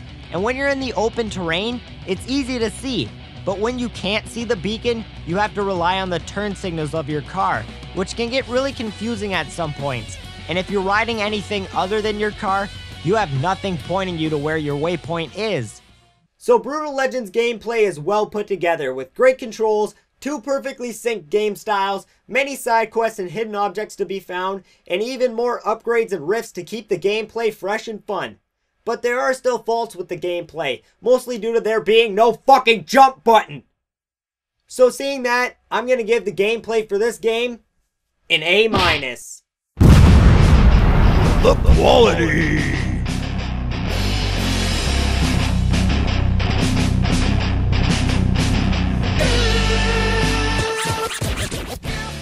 This game has a graphical style all of its own, and I love it. When you first get into the game, the world looks normal. Great graphics, beautiful lighting, and amazing scenery. But once you get farther into the game starts to change. The world starts to change with what is happening in the story. Fighting creepy undead Tim Burton people, the atmosphere turns black and white and foggy. Driving through a swamp, the lighting turns green and everything looks icky. And how about fighting evil demons? Well, you obviously have to have a hellish looking place with creepy red lighting. They also added in a maturity block into the game, just in case you didn't like swearing or blood and gore in your mature rated game. But there's a catch. They did it in a perfect way to still keep it funny like the rest of the game. Just check this out. I told you not to climb on that, you stupid mother!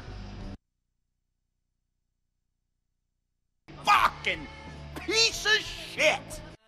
See that, Call of Duty? There are ways to make maturity blocks and not take away from the game's atmosphere. Just remember that, okay? So the graphics in the game are breathtaking. You can see the time and effort put in.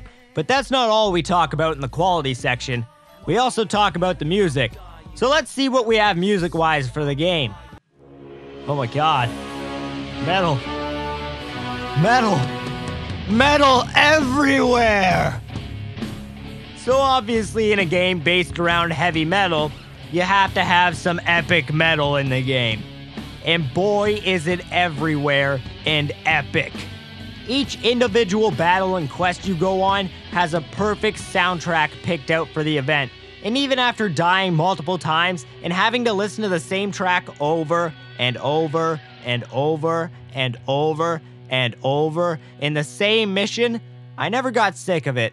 And wait, there's more! That's right, while you're driving around the main world in your metal-ass hot rod, you also get a radio to listen to any metal songs you've unlocked. And if you want to know what song you're listening to, just press the start button, and bam, it's right there. It's so perfect. Now this is just my opinion, but if you hate heavy metal, you're not going to like the soundtrack for this game at all. But even if you hate the soundtrack, the quality of the graphics and atmosphere are just too good to overlook. So seeing that, I'm going to give the quality for this game an A+. And trust me, that's not something you're going to see a lot on this show.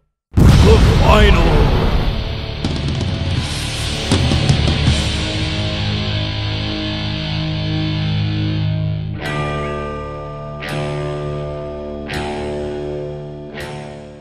Now, seeing as this is the point in my review where I can spoil a bit, I'm going to hop back to the story for a second before I get to the actual final. Now, remember when I said this game had plot twists all over? Well, here, check this out. Ophelia turns into a bad guy. Plot twist. Lion White isn't the big enemy. Plot twist. Ophelia isn't actually the evil demon lord you thought she was. Plot twist. Eddie's mother is actually the demon lord. The Twista of La Plata. And probably a couple more I can't even remember. They're everywhere, especially at the end of the game. Now, speaking of the ending, the final stage battle in this game is against Doviculus and the giant titan he revived from the Lake of Tears. To defeat this giant, you must attack the two heads of the monster and crash your car into their eyes to finish them off while the most epic Rob Zombie song plays in the background. Once you finish off the two heads, you can crash your car into the main head and fight Doviculus one-on-one to the death. Decapitation! Man, that's brutal. After Doviculus is defeated, you save Ophelia from the Lake of Tears, and the rest of the world is free from the evil Emperor's terror. And Eddie leaves, but not before making an epic ending. In the intro, we are introduced to a long monologue from Eddie Riggs, and we hear the exact same monologue as the game ends. And man, I love when games or movies do that shit. It just, man, I say this a lot, but it brings a tear to my eye. Just brings a tear to my eye right here. So the epically done ending for this game is going to get an A from me. Now, I may be overrating that, but I really don't care.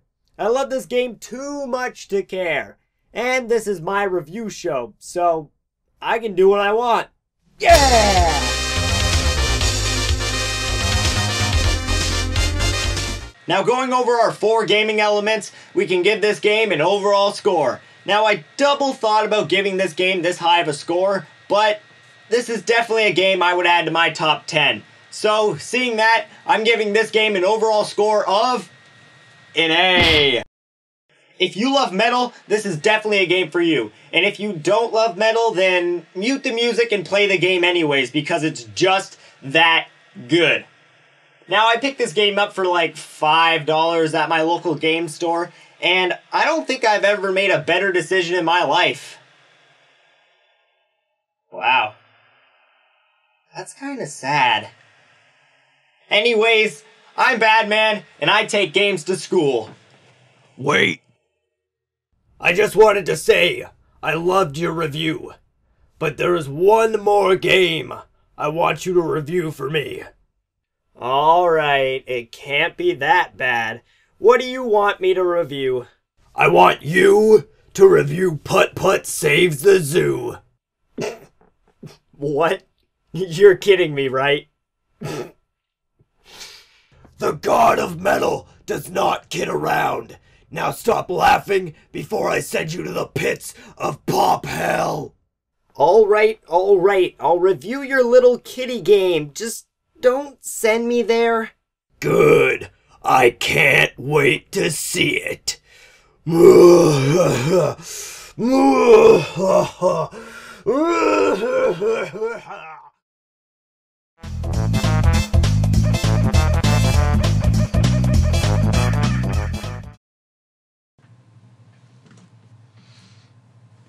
Well, hey there. What's that? Is that a bird? Or maybe it's a plane. Or maybe it's, oh my god! Putt-Putt Save the Zoo. Putt-Putt Save the Zoo. Putt-Putt Save the Zoo. Putt-Putt Save the Zoo. So, now that I've almost been killed by a children's video game, I think it's time to review it. Okay, in my last review, I introduced you to the god of metal. And he's an asshole, because now he has me reviewing some children's video game. And I don't know if you've been looking at me lately, but I'm not a child. Yeah, that's right. I'm not between the ages of 3 and 8. More like between the ages of 17 and infinity. So you do the math, and you realize I'm too old for this shit. But I have to give the game a fair review. And I did love Freddy Fish as a kid, so maybe I'll like this game. Alright, let's get this review started. Shit. Must be out of batteries. Guess I'll just have to do this the old-fashioned way. Bring in the review! Oh god! Oh! Oh! No! Watch out! Watch! Oh my katana collection! Why? Oh god! The story.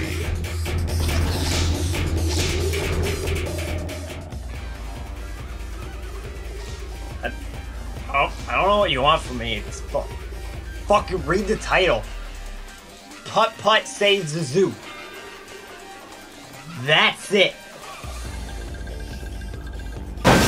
But if you want more, here you go. Welcome to Car Town, and this guy here must ask you a question. Oh, come on. I worked really hard on that job. Okay. So Putt-Putt takes a nice drive down to the zoo and brings the food to Outback Al, and oh no! What's this? It looks like somehow Outback Al has lost a baby lion, snake, seal, hippo, elephant, and giraffe. What? Whoa. Whoa. Way to West Coast Philadelphia. Born and raised on the playground is where I spend most of my days. Chilling out, maxing, relaxing, all cool and all shooting. How do you lose a giraffe? How do you lose a giraffe? Like, I can understand this getting lost, but this? No! You are officially labeled worst zookeeper ever. Whole world zookeeper ever. The story for this game isn't that complicated, but do you really think a 3 to 8-year-old could follow this shit? No! So, since the story has to be simple, sweet, and fun, and the game accomplishes that, I'm gonna give the story for this game a B.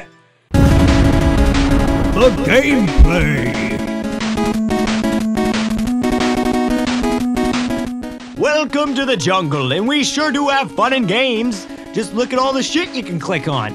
Almost everything on the screen does something cool, like this and that and this and especially this.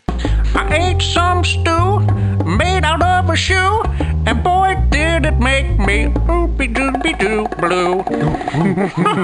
Stew. Did anyone else keep thinking that monkey was gonna say poop? Poop. So, the main aspect of the game is to find items you need to save the animals of the zoo. So Putt-Putt walks, drives, swings, whatever. Putt-Putt drives around, clicking on items to borrow, or like steal, and uses them to save the animals around the zoo. Well, I guess we only have one place left to go, and that's the Arctic Wasteland. Probably an awesome, oh my god, avalanche! Officially, the worst zoo ever. Well, now that we're past that near-death situation, let's check out what these penguins are. Holy shit!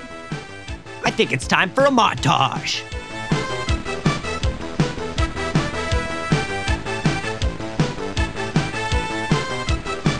Putt-Putt's gameplay is fun for kids and for people of my age, with tons of stuff to click on to make sure that your 5-year-old who can't sit down for 5 fucking minutes can actually sit down and beat the game. And since the game designers actually, you know, accomplished a learning game that was still fun, I'm gonna give the gameplay for this game a B+. The quality.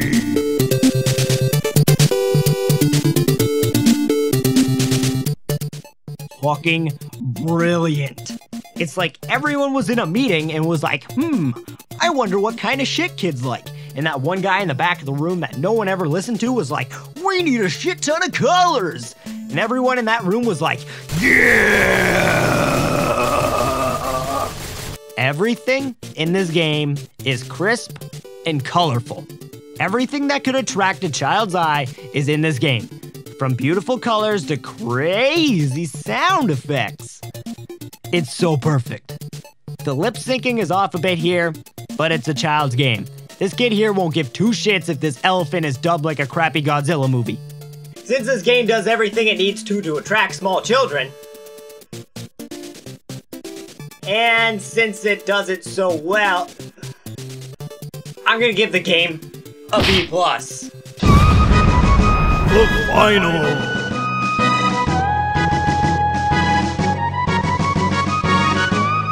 Well, now that we found all the animals, we can go back to Outback Al, and he opens the zoo and awards us as the junior zookeeper. Because, you know, having a child have control over the zoo is a great idea. But we celebrate, have a good time, take some pictures. Just look at all the happy moments. We're all so happy. Oh geez. These pictures are kinda weird now that I'm older. Well, let's end this before it gets any creepier. I look good.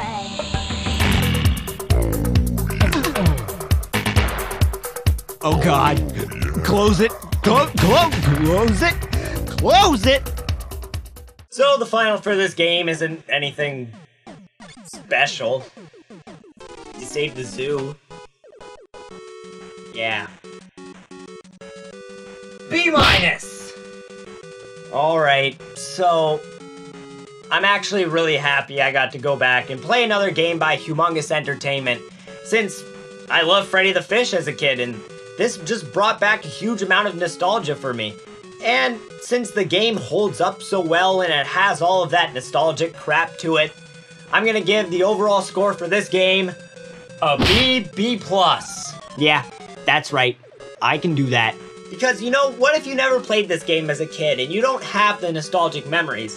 It's still a good game, it's just better if you did play it. So for the people who did play it, you're gonna get a B+. And for the people who didn't, yeah, you get a B. Thanks for watching. I'm Badman, and I take games to school.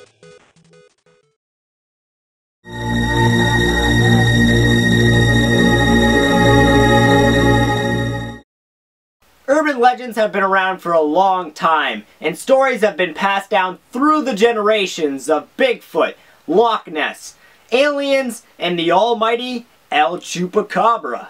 So, it was only a matter of time before these legends found their way into our beloved video games. Urban legends have always been interesting to me, from all the SCP stories to the well-known Slender Man. And seeing as I have this creepy love for urban legends, I decided to share with you what I consider to be the best urban legends of gaming. And what better way to do that than with a top 10? Now there's only one rule for this countdown, and that's one legend per game, because if not, half of this list would consist of Pokemon stories. And now that we have that out of the way, let's dive into the creepiest parts of video game history. Number 10! Let's go. This first entry on the list is a special one, seeing as this game was actually the cause of 2 teenagers' deaths back in the 80s. Yes, that's right, after Jeff Daly posted a high score of 16,600 points on the popular game known as Berserk, he died shortly after due to a heart attack. But this didn't turn out to be coincidence. 1 year later, another man by the name of Peter Burkowski achieved the high score on Berserk again, posting 2 scores in 15 minutes, and was killed by a heart attack only seconds later at the age of 18. What makes this more creepy is that people believe that Otto was the one causing these deaths. Who's Otto, you may ask? Well, this little guy right here. And the worst part is, he kills you with a smile. Number 9! Let's go. Video game arcades were all over in the 80s. So what if the government brewed up an idea to make an arcade machine, fill it with subliminal messages, and then leave it in the middle of a small suburban town in the middle of nowhere? Well, that's exactly what Polybius was. Polybius was an arcade machine only released in a few small suburbs in Portland, Oregon. The game was very popular with people forming lines to play it, but many of the players reported seeing strange and creepy images out of the corner of their eyes while playing the game. The game was also known to cause headaches, amnesia, and suicide. Men wearing black suits would come in on a regular basis to check the data on the gameplay of the machine and then leave, making people believe the arcade machine could have been a government experiment with subliminal messages. The game was supposedly created by Shin, which is German for sense deletion. But one man came out saying that the game was actually made by someone more well-known. One Mr. Shigeru Miyamoto. Could the creator of some of our favorite IPs be the cause of multiple suicides and be hiding it behind that beautiful smile? The only way to find out is to play the original case of Donkey Kong, because Polybius is rumored to be in the code of that arcade case. Too bad it's locked away in Nintendo's headquarters, only to be touched by Miyamoto himself. Number 8. Let's go. Knowing your future and that bad things are to come is always creepy, and this Fallout 3 legend tapped into that perfectly. In Fallout 3, there are radio stations that play frequencies and Morse code that lead you to different locations, most likely filled with dead bodies and extra supplies. But one radio station in particular, when activated in a special way, will activate special frequencies that read messages like, "Have you watched my YouTube video yet? I uploaded myself kicking bums in the nuts," and "I can't believe Britney's actually won an Oscar." These don't seem too creepy, but once you realize that all of these messages have dates, and one even predicted the death of Gary Coleman, you start to get a little creeped out. But what makes this even worse is the next two quotes. "The Queen has died today. The world moans, as on days like these, we're all Brits." 402, March 19th, 2014. And the worst? I can't believe they've actually done it. Not long left. They were warned, but they just had to keep pushing the boundaries of science. The noise. I can't take the noise anymore. And the light. Dear God! The universe is slowly unraveling around us. I'm not going to wait for death. I have a pistol in the attic. This last quote has no date, making you think and worry for what may be to come. Is any of this true? We shall only know on March 19th, 2014, if the Queen dies. Number 7. Let's go.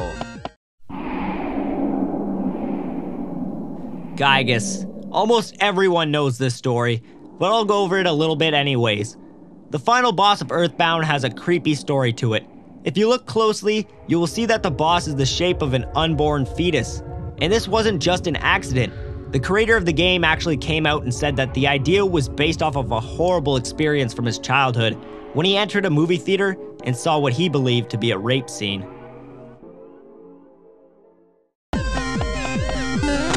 Number 6. Let's go. Final Fantasy VIII was one of my favorite games when I was growing up as a kid, and I never really thought anything weird about the game back then. But after reading a story that Squall, the main character, could have possibly died at the end of the first disc, and the rest of the game was just a dream, could possibly make sense. At the end of disc 1, Squall is stabbed through the heart with a giant ice spike, and wakes up with no scar and totally fine at the start of disc 2, which is our first hint that things are not how they should be. The second hint is that nothing makes sense. After disc 1, the story turns from a believable story to something just crazy and unrealistic. And the last hint is the final cutscene, which is presumed to be a flashback of Squall's life as he finally dies and returns to heaven. And the only time we see Squall's face before the heaven scene is with this beautiful image. Yeah, nightmares for days. Have fun. Number 5. Let's go.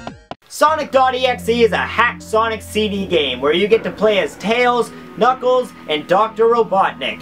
Sounds fun, right? Right? Dead wrong. In this game, you're chased down by an evil Sonic who slowly kills off all of your playable characters until you're only left with this image.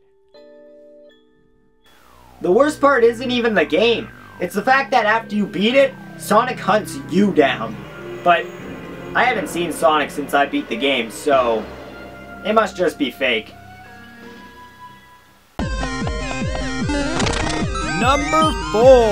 Let's go. Warning, this part of the countdown contains pictures that may not be suitable for people of any age. So, if you wish to skip to number 3, just click the link on the screen right now. And if you don't say I didn't warn you. Mario, hero or villain? There has been many stories of how Mario could actually be the bad guy, killing all of the Koopas and causing Bowser trouble. But no story has been as creepy and thought-provoking as this one.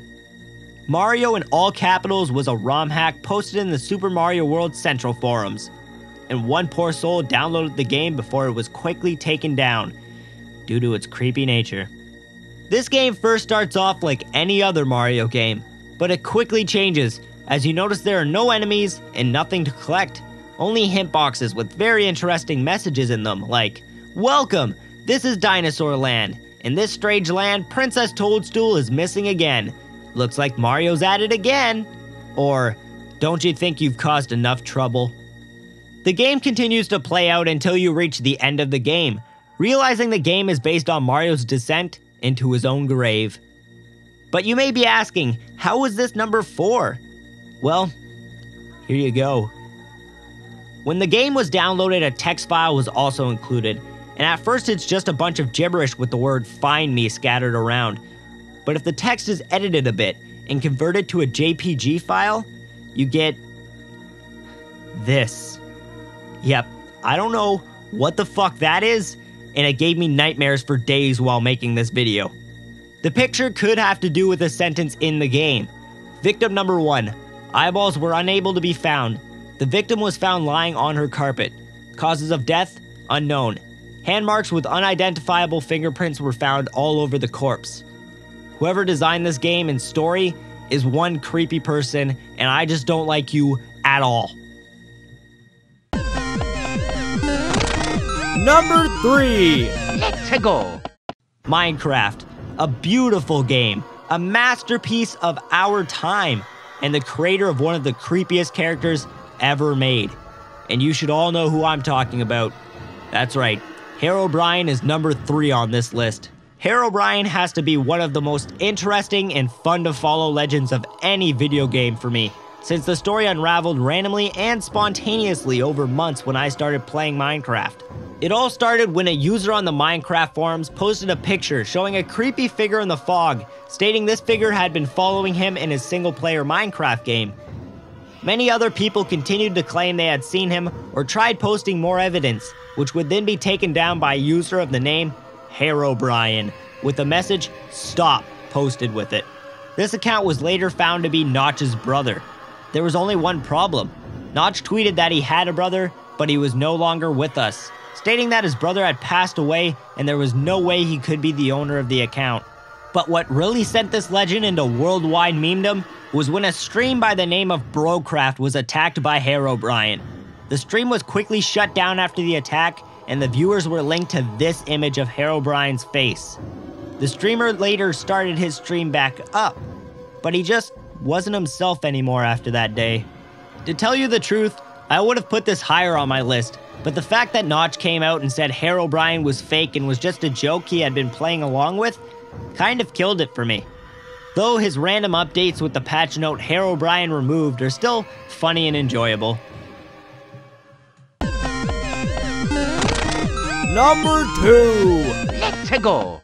The Ghost of Lockout, in my opinion, is one of the scariest gaming legends, not because of the story, but because it was later proven true that these ghosts could join your game at any point in time. This legend also has a special place in my heart, since when I was a kid, I didn't have Xbox Live, so I had to play offline all the time for hours on end. And one day, while playing on Lockout, I was greeted by an uninvited visitor. This had to be one of the scariest points in my gaming history. Playing by yourself and getting killed by someone who isn't even supposed to be in the game that you can't kill? It was like being locked in a tank with a shark. You didn't know when he would strike, but you knew sooner or later he would. And yes, I could have shut off the console, but at that point in time, I just couldn't bring myself to do it. It was later revealed by Bungie that these ghosts were glitches in the game from leftover code that was supposed to be used for bot matches. How they appear in the game has yet to be figured out though. It's me, number 1! Let's go! We have finally reached number 1 on our list, and I feel like most of you have seen this coming. And if you haven't, well then just sit back and enjoy. Ben Drowned is the story of a creepy Majora's Mask cartridge a 4chan user by the name of Jaducible received from an old man. When he got home, he noticed a save file titled Ben was already on the game. Choosing to ignore this, he started a new file. But while playing, people would still call him Ben. Jaducible thought deleting the original Ben file would stop this. That is when the game really started to mess with him. Graphics started to glitch, audio started to freak out and play backwards, and the phrases like, "Your turn," "You're next," and "You've met with a terrible fate, haven't you?" continuously appeared. Once Jaducible tried to activate the 4th day glitch, he was greeted by the message, "You shouldn't have done that." It was killed. This continuously happened, and other events appeared as the story moved along. But what made this legend one of the best was the way it was presented. The legend was presented as a story that unraveled over several months.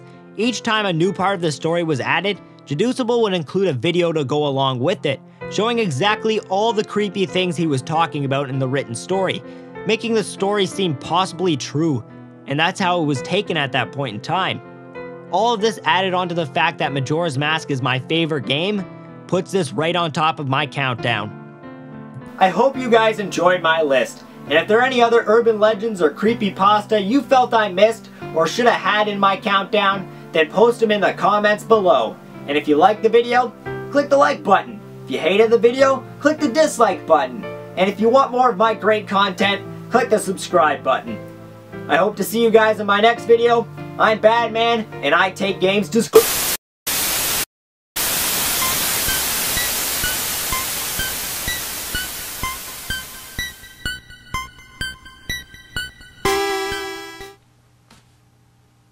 You forgot about Lavender Town. I'm Jordan, and I live in the basement. By far, my favorite urban legend in video games has to be what is now known as the Lavender Town Syndrome. If you've played the original Pokemon Red, Green, or Blue, you'll recognize the eerie music that plays in Lavender Town, home to the tall Pokemon Tower. This music is actually one of my favorite pieces in all video game history.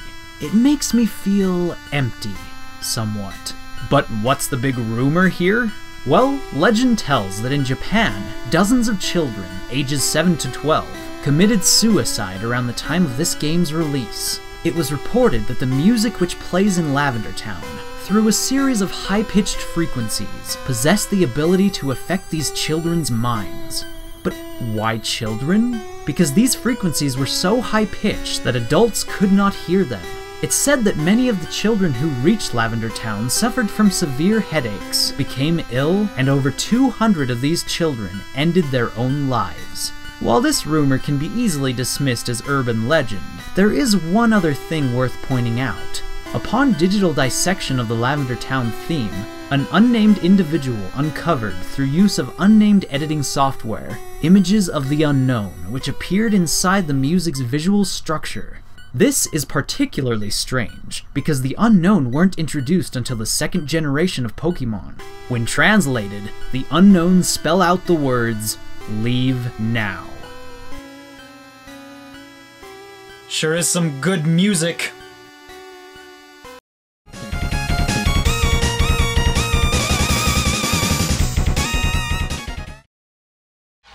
Welcome to the very first episode of Classy Classics, where I take a look back at retro games and see how well they stand up to today's standards. And for today's first episode, we take a look at Mega Man X.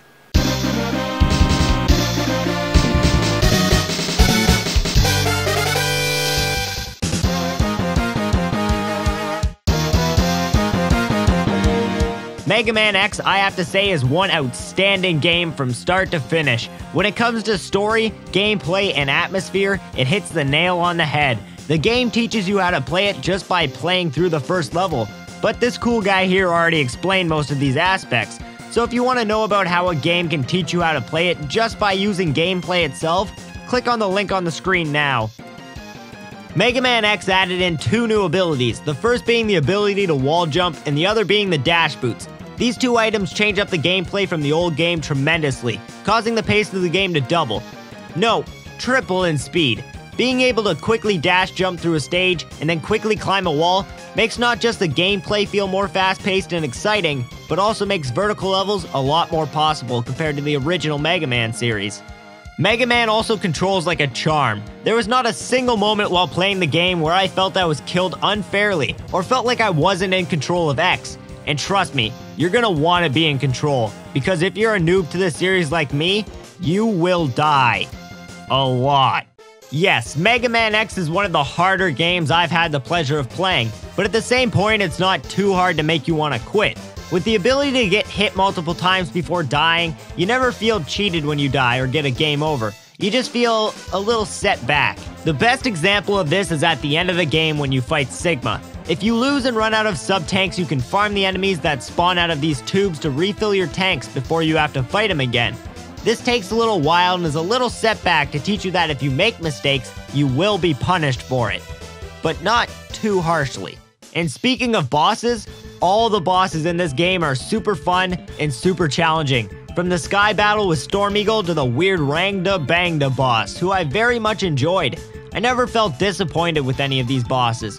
And just like the old Mega Man game, all the bosses have weaknesses to certain abilities you get. The graphics in the game are also outstanding. The switch between 8-bit and 16-bit is insanely noticeable. From the quality of X's animation, to the environment around you and special weather effects, pulling together everything to make a super atmospheric game. The soundtrack for this game is fantastic. When I downloaded the soundtrack for this game, I could not find one song that I disliked.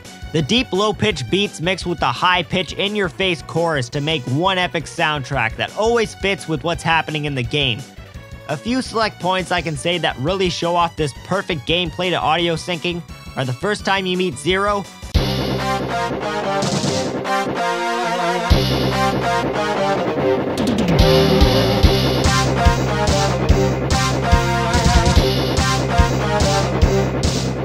the intro to Sigma's fight, and the super fast-paced music for the fight itself.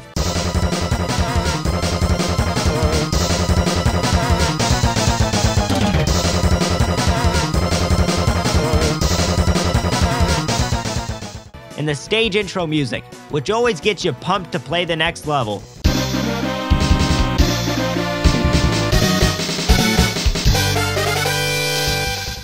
Mega Man X is a classy classic.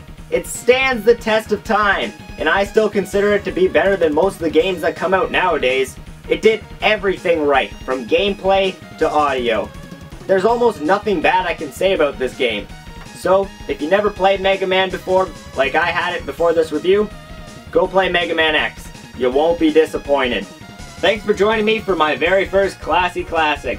Hope to see you next time for another retro review. Stay classy, YouTube.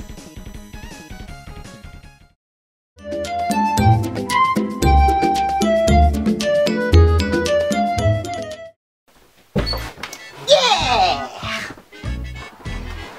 Video game! Yeah. Chair, stop it! Sweet! Now that problem's solved, let's play my favorite video game! Oh yeah, let's play Wii Fit. That's not Wii Fit. I don't know what that is, but that's not Wii Fit. Well, might as well play it. Can't be that bad.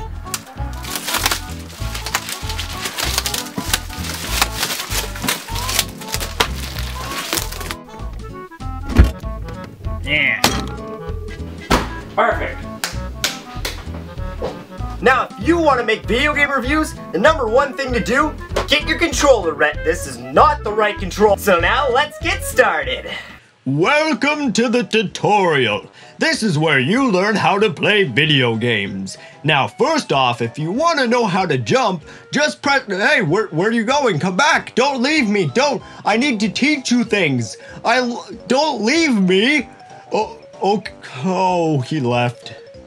I'm so alone. So very alone. Yeah, I skipped the tutorial, shoot me. Geez, it's a game where you poke stuff with a sword and you jump around a bit. You really don't need one of these things.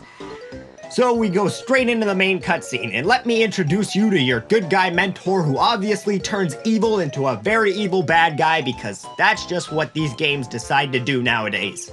You know, he does have a kind of personality to him. And that personality is every generic Disney villain ever made. He's a Disney villain. I just take a close look. The way that he walks, the way that he talks. He's a Disney villain.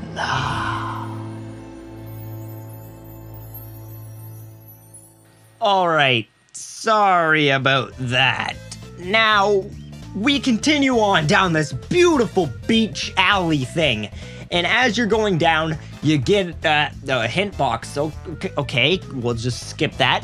And we continue walking, and we get this cool artifact thing sitting here. And we realize that the hint box, yep, we get it, game, that's cool. Now you continue walking, and you get to this big, beautiful ocean area. And you're like, whoa, a hint box, great, yep, okay. Skip it, we don't care. Now, you have to jump over this ledge here to continue on to your adventure. And as you jump, hint box, get off my screen. Look at me jump, look at me go, woo, yeah, yeah. You know what I love most about this game though? It's gotta be the sound effects. Just listen to it. Listen to the cringy, raunchy, beautiful, amazing sound effects. Come on, you couldn't have recorded like 2, 3 to 10 more sound effects? Just imagine playing some other video game and this is all you get.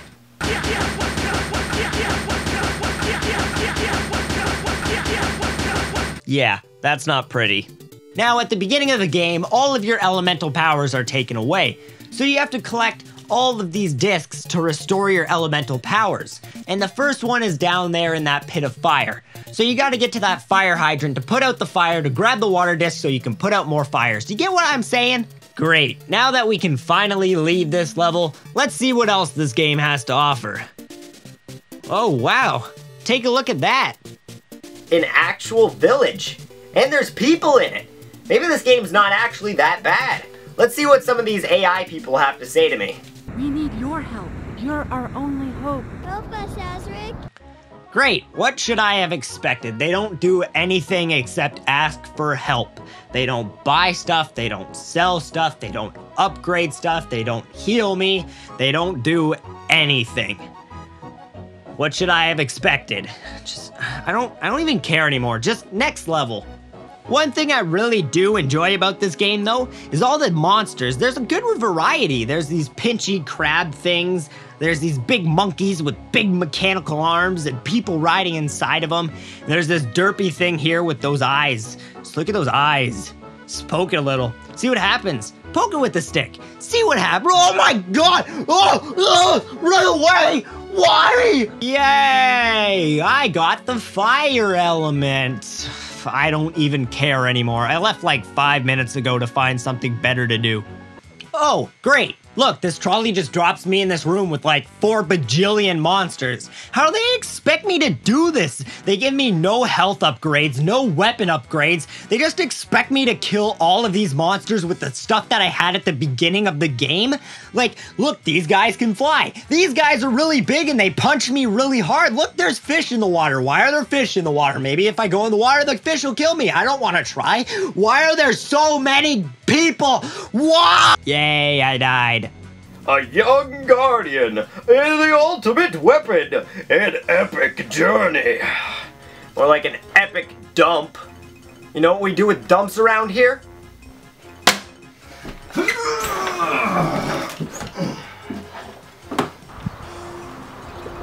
And don't come back! Oh! My foot. Ow. Why? So I finally found a copy of Wii Fit. So I'm gonna go play this, and I'm gonna have some fun. I'll see you guys next time. Son of a...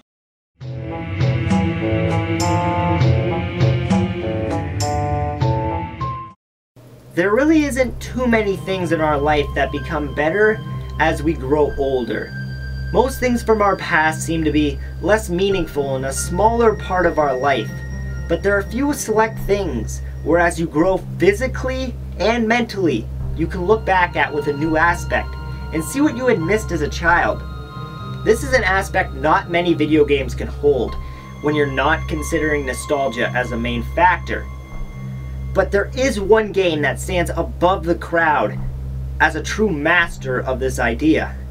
And that game is Majora's Mask.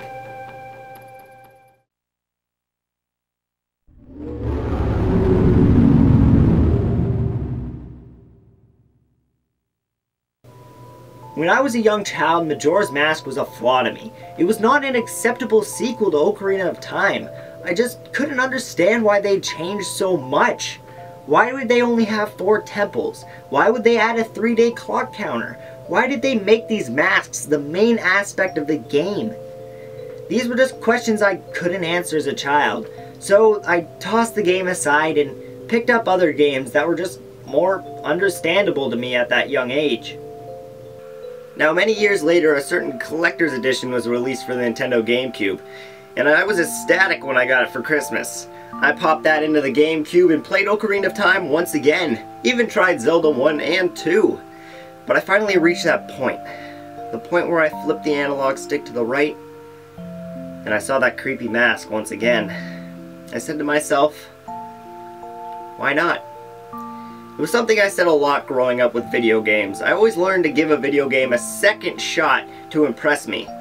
Sometimes for the better, sometimes for the worse. And this was definitely a time for the better.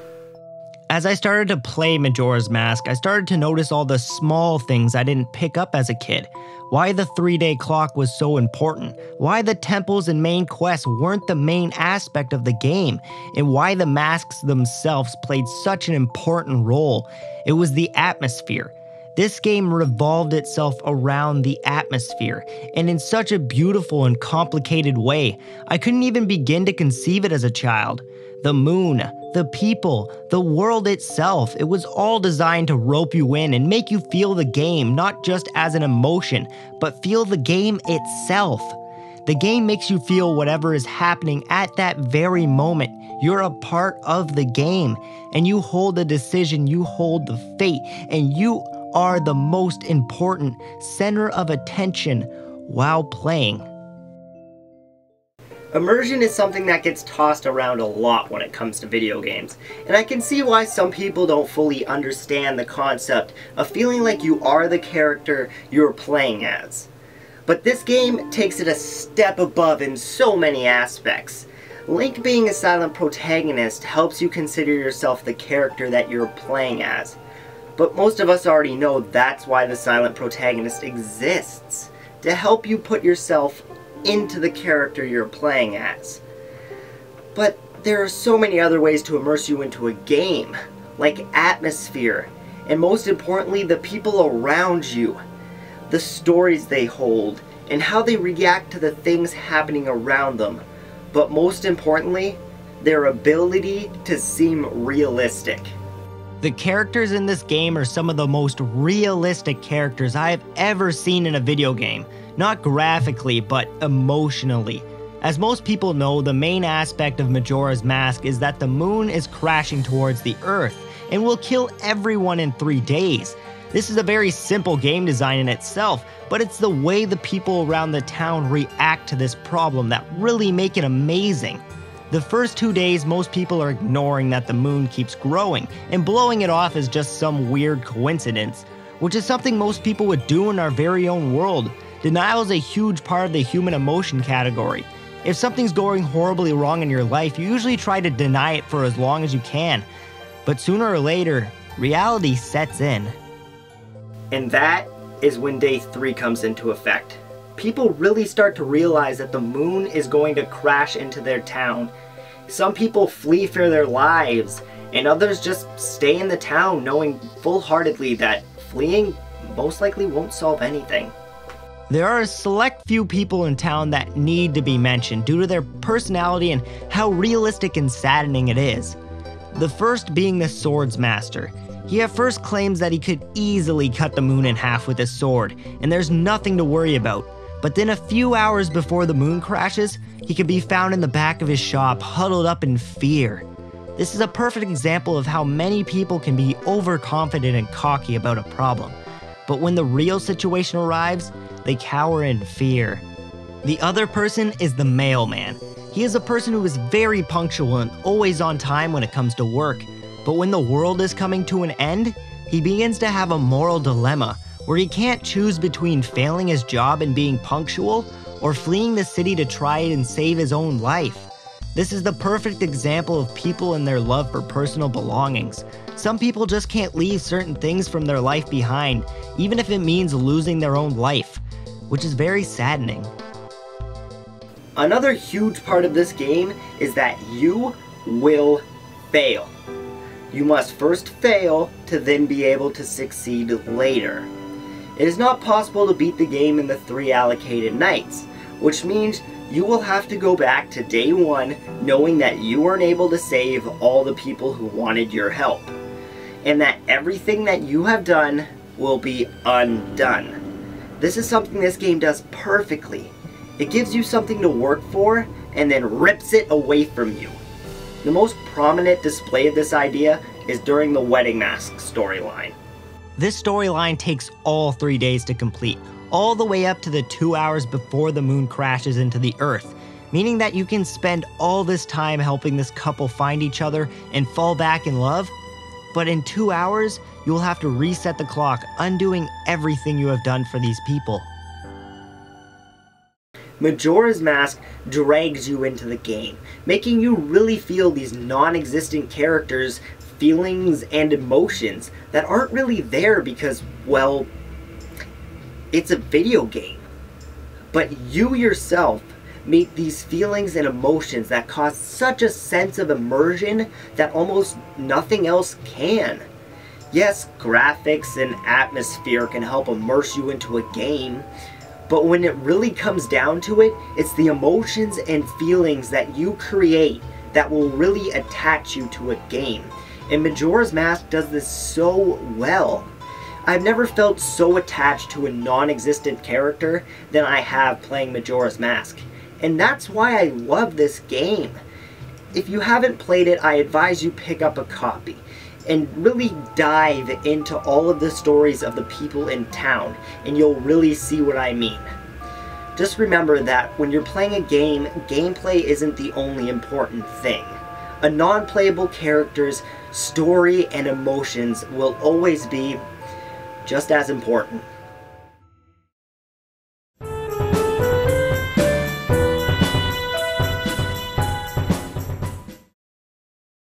This past week has been one amazing week for our community as gamers because of E3. We now know what next generation consoles will be like, and we now know what games we'll have in our hands in a year or two. But the question is, what were some of the best moments from E3? And guess what I'm here to tell you? My top 10 favorite moments from E3. It was supposed to be a top 5 best or worst, but I really couldn't think of 5 horrible things that happened this year. E3 was just so amazing.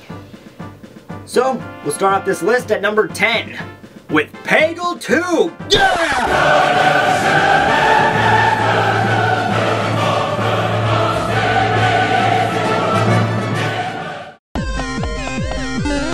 Number 9. Let's go. EA stands up to the podium, and we sit back, getting ready for their great lineup of sports games. Yay!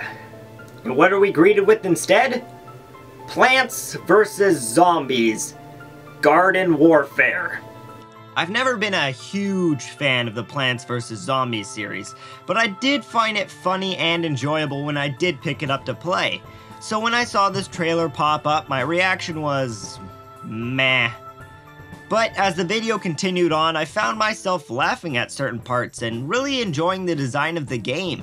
It looks like a fun co-op game with some really great character designs and playing styles. I guess it's kind of like Team Fortress 2 in that aspect. Number 8. Let's go.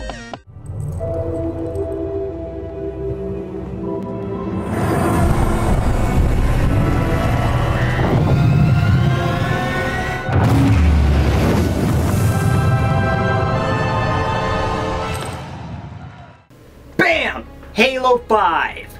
That trailer blew my mind. When I first started watching it, I was like, what is this? And then when that hood finally blew off, I was like, oh no you didn't. If you haven't watched my top 10 favorite games list, Halo is one of my favorite series. But sadly, this time around, it's not enough to make me want to buy an Xbox One. And the series is kind of losing its charm to me now. And that's why it's so high up on this list. Number 7. Let's go. There are some things that we as gamers accept as a dead product. But every once in a while, a game slips through the cracks, rises from the dead, to bring us joy or hate. And this year at E3, we were blessed with the chance to see a new Star Wars Battlefront in HD.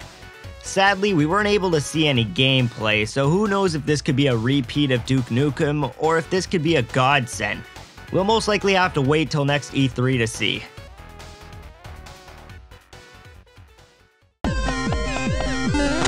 Number 6. Let's go. Back in my top 10 favorite games list, which I mentioned before and I will probably mention again after this, I mentioned how much I love Mario Kart 64.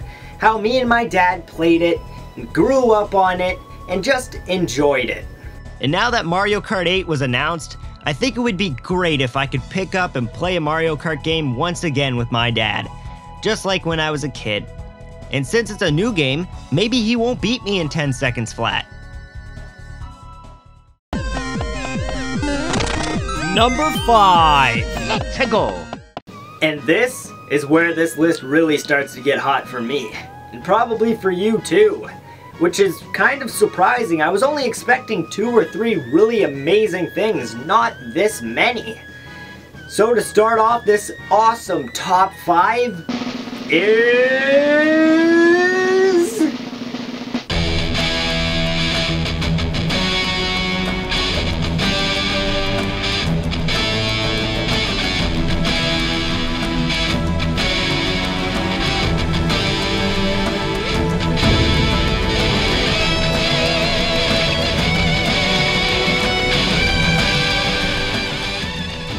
You have to know this list is going to be great if I'm starting off the top 5 with Mirror's Edge 2.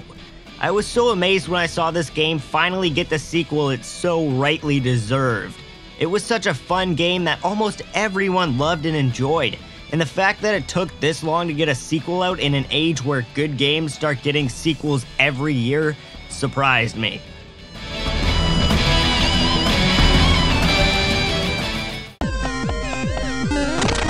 Number 4. Let's go. When Ubisoft first made the surprise announcement for The Division, I was not impressed at all. My words were literally, oh great, another zombie game. But then the gameplay was shown and I realized it wasn't a zombie game. It was a game based on how a real virus epidemic would be handled. People rioting and stealing things, criminals locking up the cops and roaming free on the streets, and you get to be the special task force to try and keep this whole mess under control. What also made this game really interesting was that it's an MMORPG, where you can travel around with your friends visiting multiple different cities and fight other real people walking around in the game, and I really enjoy the idea of that. so I'm super excited to test it out if I get a chance.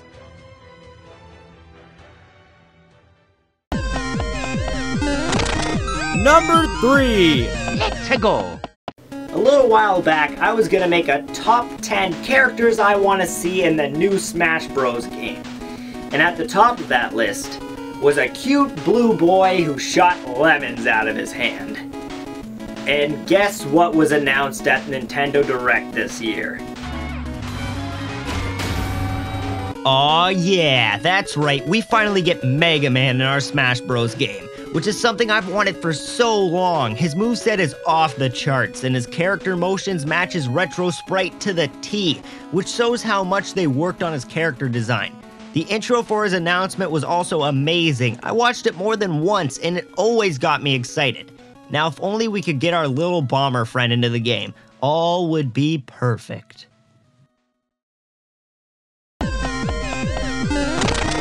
Number 2. Let's go.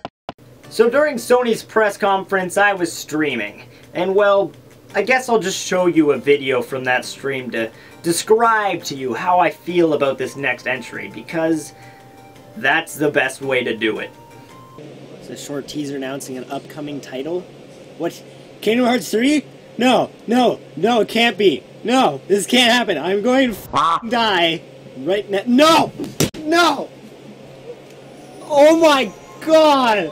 So I may or may have not been overreacting just a little bit. But come on! It's Kingdom Hearts 3! I've been waiting years just to hear a word that this game was at least being made, and now that I know it's in development, I'm so excited, and I just can't hide it. Also, Kingdom Hearts was in the top 5 of my favorite games list, just so you know how much I love the series and can't wait to continue playing one of the most confusing storylines ever conceived.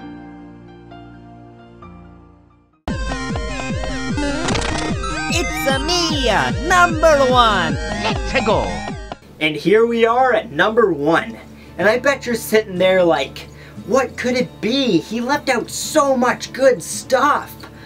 Maybe it's stuff that you loved and I didn't love so much. Or maybe the thing that you love the most is what my number 1 is. And that thing is Sony's press conference in general. Yes, Sony's whole conference is number 1. They just designed it so well, from starting off with the boring but not too boring PSP stuff to slipping into the boring media stuff, then quickly moving on to all the awesome stuff we wanted, like Kingdom Hearts, Final Fantasy 15, and Destiny. They showed us what games we would be able to get our hands on during release date, and showed us that they were going to be big with indie games by showing us 8 more indie games and adding Supergiant games to the PS4 family. But their endgame was what blew me away. With the slap at Xbox when they stated that games would be reusable, the console wouldn't have to be online 24/7, and that we would get a free game every month just for being a part of PlayStation Plus, which only costs $5 a month. Then to top it all off, they ended with a price tag $100 lower than the Xbox at $399 US. All of this added together really shows that Sony knew what they had to do coming into E3, and they did it 100% to the best of their ability. And before you come in here all like, oh, you're just a Sony fanboy, I'd like to let you know that I have never once owned a Sony PlayStation. Yes, I've gone to my friend and played it, and I've borrowed it from my friend, but I've never really owned one. I've always been the Xbox guy. I've been with them for 12 years now, which is crazy. But everything that Xbox is doing with the Xbox One just isn't to my taste. And the PlayStation conference was so good that I couldn't help but put it at the number 1 spot. So if you don't agree with me, comment below what your top 10 would be. I'd love to see it. And if you like my video, don't forget to subscribe.